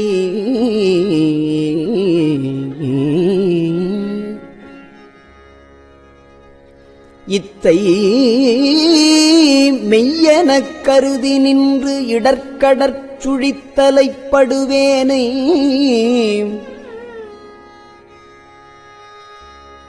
முத்து மாமணி மாணிக்க வைரத்த பவளத்தின் முழுச்சோதி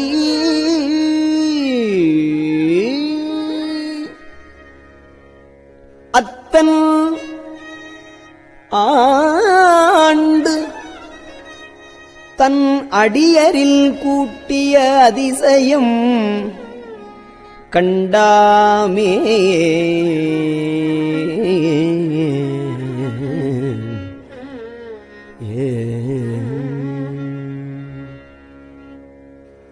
நீக்கி முன் எனை தன்னொடு நிலாவகை குரம்பையில் புகப்பெய்து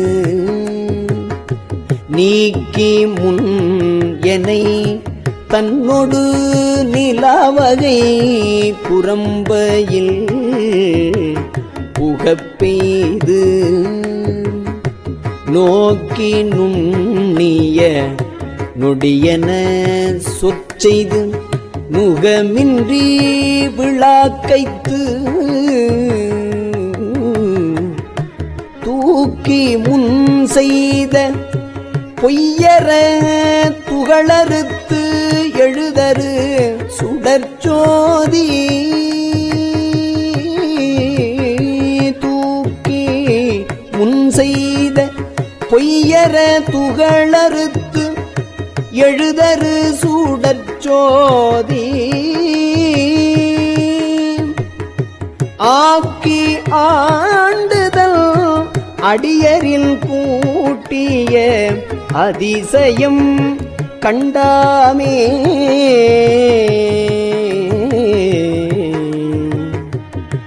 அதிசயம் கண்டாமே.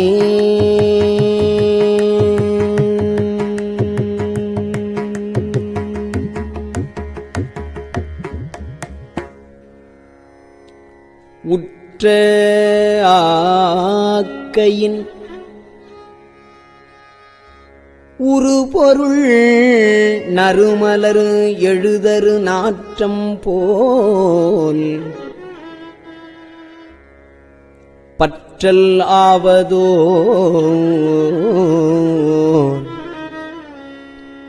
நிலையிலா பரம்பொருள் அப்பொருள் பாராதே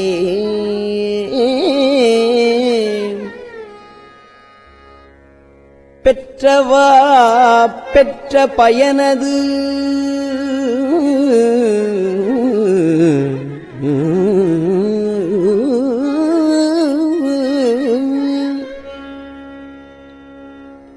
பெற்றவா பெற்ற பயன் அது நுகர்ந்திடும் பித்தர் சொல் தெளியாமே அத்தன் ஆண்டுதன் அடியரில் கூட்டிய அதிசயம் கண்டாமே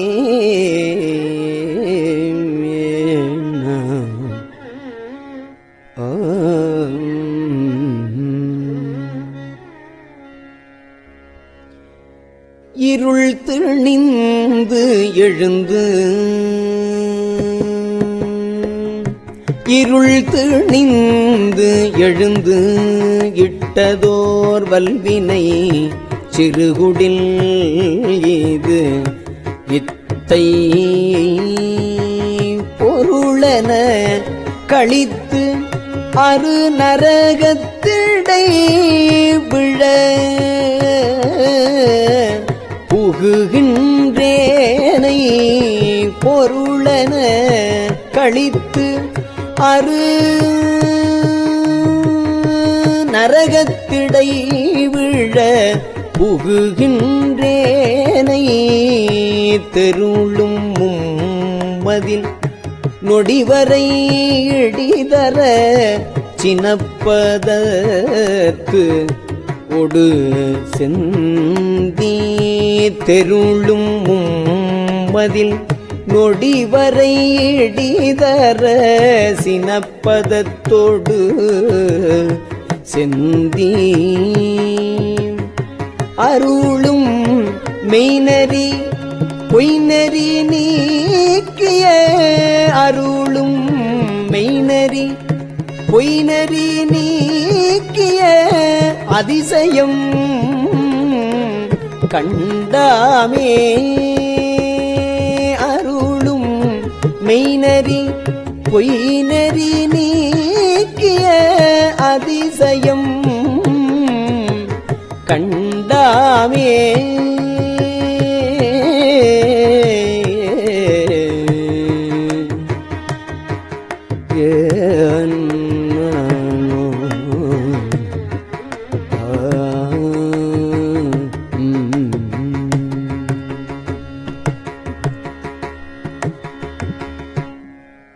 திருச்சிற்றம்பலம்.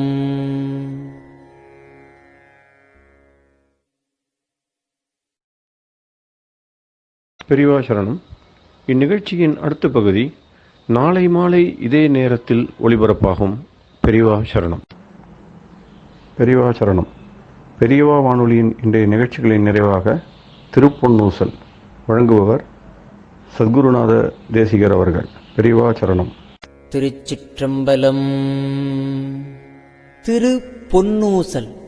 மூன்றங்கிலங்கு நயனத்தன் மூவாத பாந்தங்கு தேவர்களும் காணாமலர் அடிகள் தேன் தங்கு தித்தித்து அமுதூரி தான் தெளிந்தங்கு ஊந்தங்கு நின்றூருக்கும் உத்தர கோசமங்கை போந்தங்கு இடை மருது பாடி குலமஞ்சை போன்றங்கு அனநடையீர் பொன்னூசலாடாமோ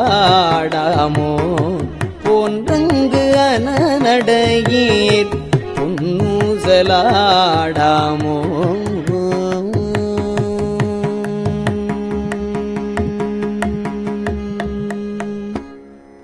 திருச்சிற்றம்பலம்.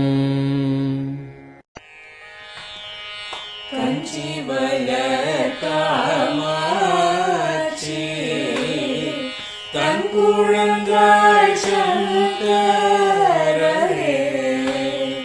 கஞ்சி வளர் காமாட்சி தன் குழந்தாய் சங்கரரே குரு சந்திரசேகரரே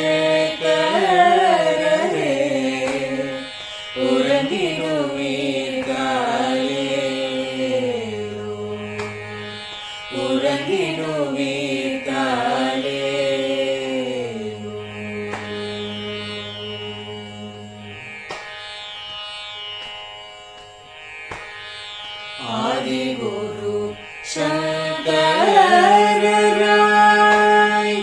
அன்றொரு நாள் வந்தவரே 68 ஏகபதி காலே ஏழுலகம் பூப்பவரே காப்பவரே கரப்பவரே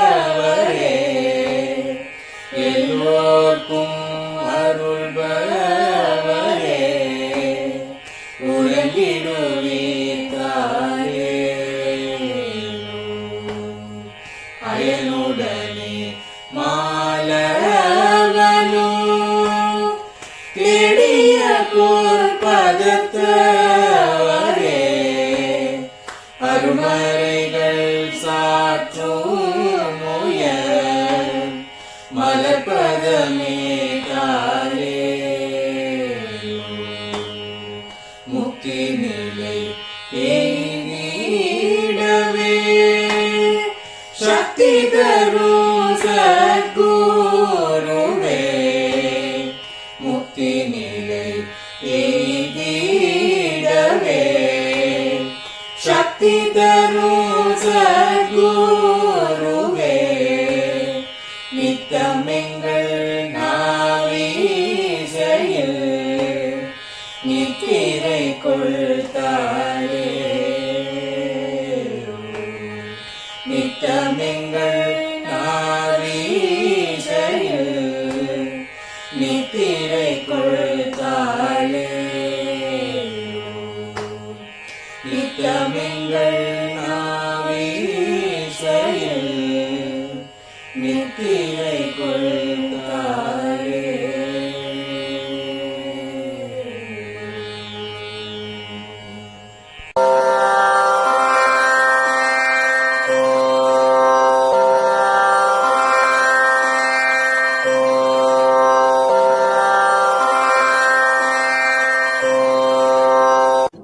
பெரியவா சரணம்.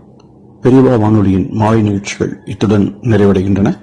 எமது அடுத்த ஒளிபரப்பு நாளை காலை இந்திய நேரப்படி 6 மணிக்கு துவங்கும். பெரியவா சரணம்.